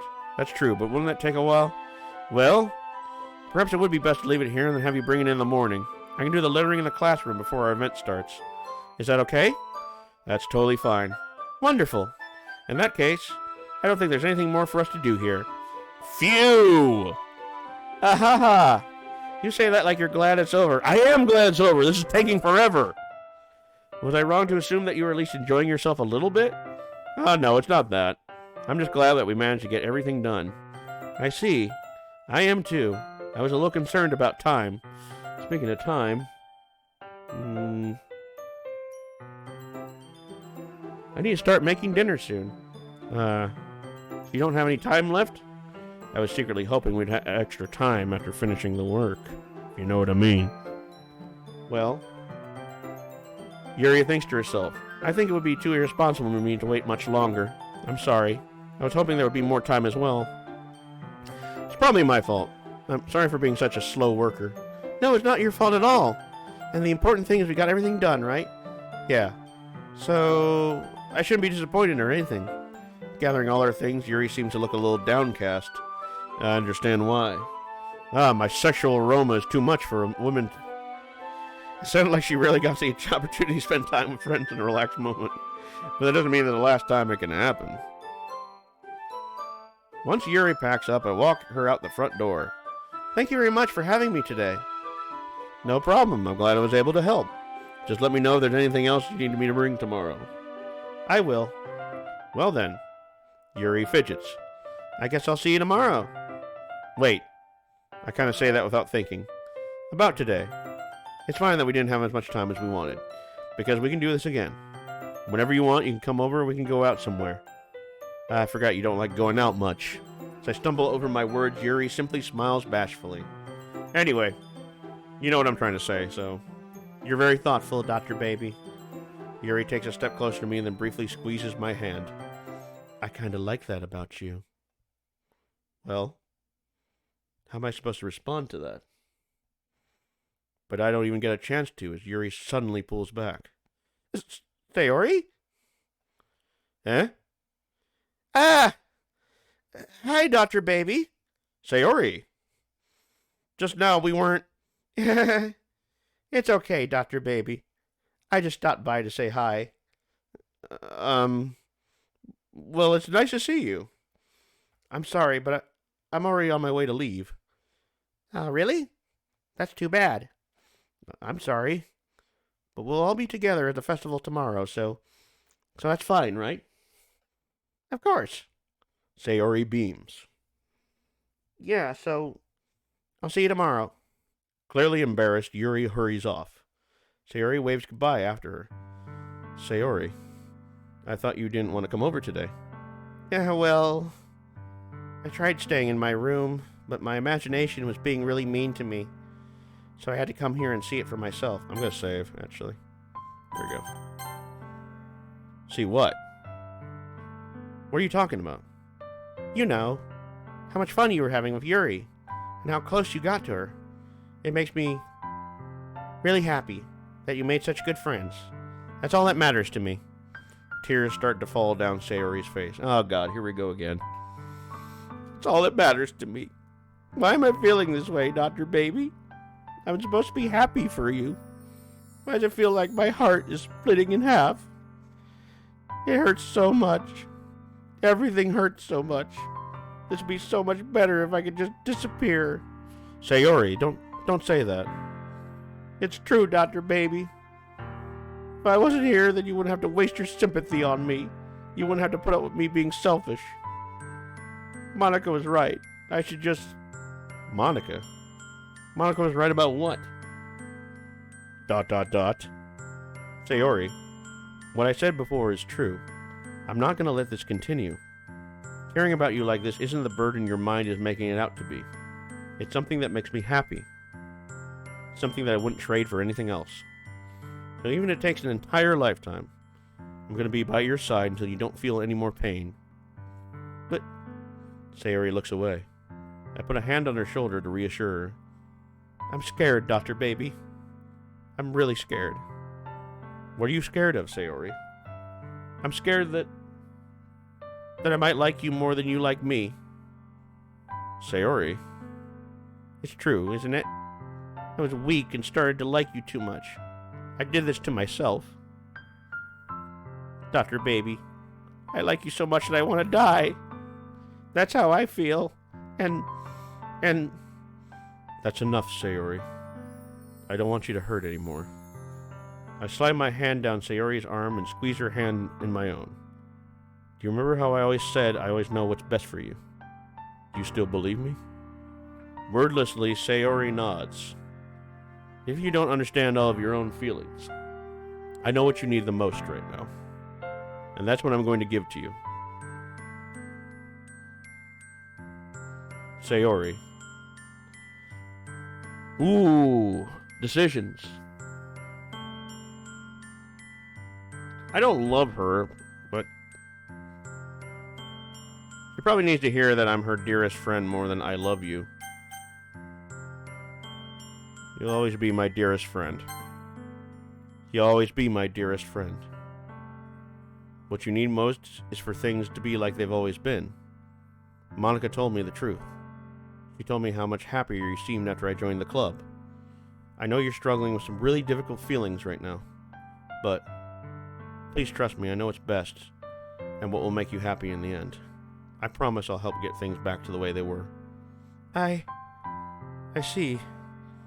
Sayori forces a smile through an incredibly pained expression. Is this what it feels like to get stabbed in the chest? I should write a poem about this. Sayori. It's okay.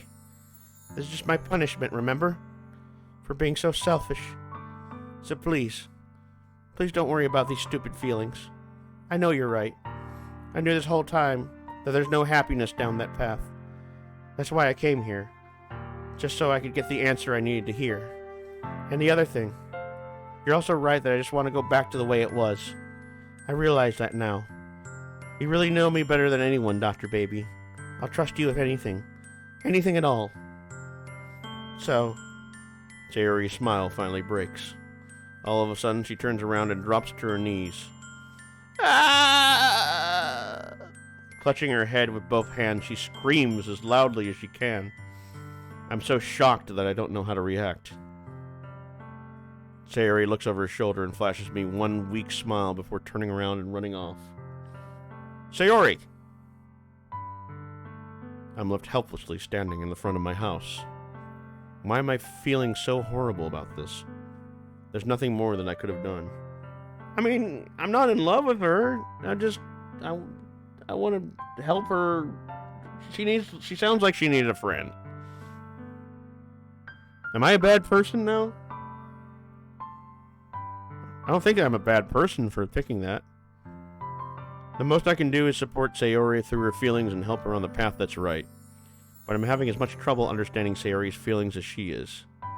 Even though I can comfort her, I keep wondering if I should be doing something more or something different. I think I picked a bad choice. I know these thoughts will continue to plague me until things are back to the way they were. I'm going to have to give it everything I've got. Sayori will always be my dearest friend. And I'll do whatever it takes to put a smile on her face every day. Whew, Lord. Okay, 1 second, y'all. I'll be right back.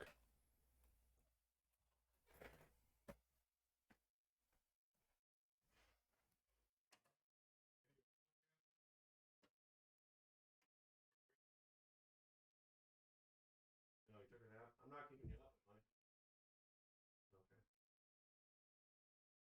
Okay. How much longer do you want? Like, when do you want me to wrap it up? Okay. Right. You want me to wrap it up now? Okay. That's fine.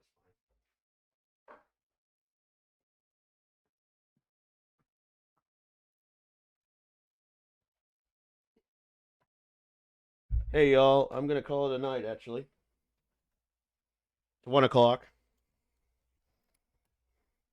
We're gonna continue this tomorrow, a little bit earlier. So settings. Can I quit? Yeah. Yeah, I feel you. Yeah, it's going on for a while. But we're hopefully gonna finish this game tomorrow. It's been real fun. I'm having a blast actually playing this. I know there's not much of a game, but it is a fun experience regardless. I just didn't think it would take this long. I thought it was only like a 4-hour experience. Later, bud. Girls 100, skeleton 0. Don't worry, we'll get some darkness tomorrow. So tomorrow night we'll probably play this and finish it up, and then if I have time afterwards, we'll resume Resident Evil 4. But then I'm gonna take a break for a few days after that. I think there's only gonna be like one stream next week. What the fuck? Okay, it just kind of crashed there. But it's okay, I saved. Happy thoughts. What the fuck? That's weird. That's probably nothing. Happy thoughts. Wait a second. Hold on. Oh. Oh my. That's not right. That's weird. Really weird. Well, let's pretend we didn't see that. Huh. This game's freaky, y'all. It's giving me. It's really freaking me out. That was I don't know if that was intentional or not, but that wasn't there earlier when I opened the files. That was totally not there. Okay, this game is freaking me out a little bit. All right, let's get off here. Let's get off of here. All right, y'all. I'm gonna raid somebody real quick. So go show them some love and some support. But I swear that file was not there when I opened the local full files. That was really weird. Anyway, let's go to creator dashboard. We're gonna let's see who we can raid.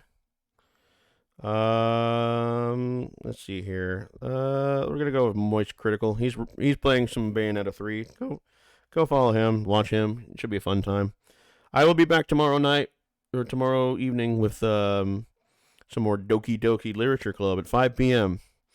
And then if we have some more time, we'll do some Resident Evil 4 for a little bit. We'll try to get past that castle part.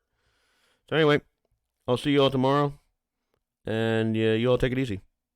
Good night.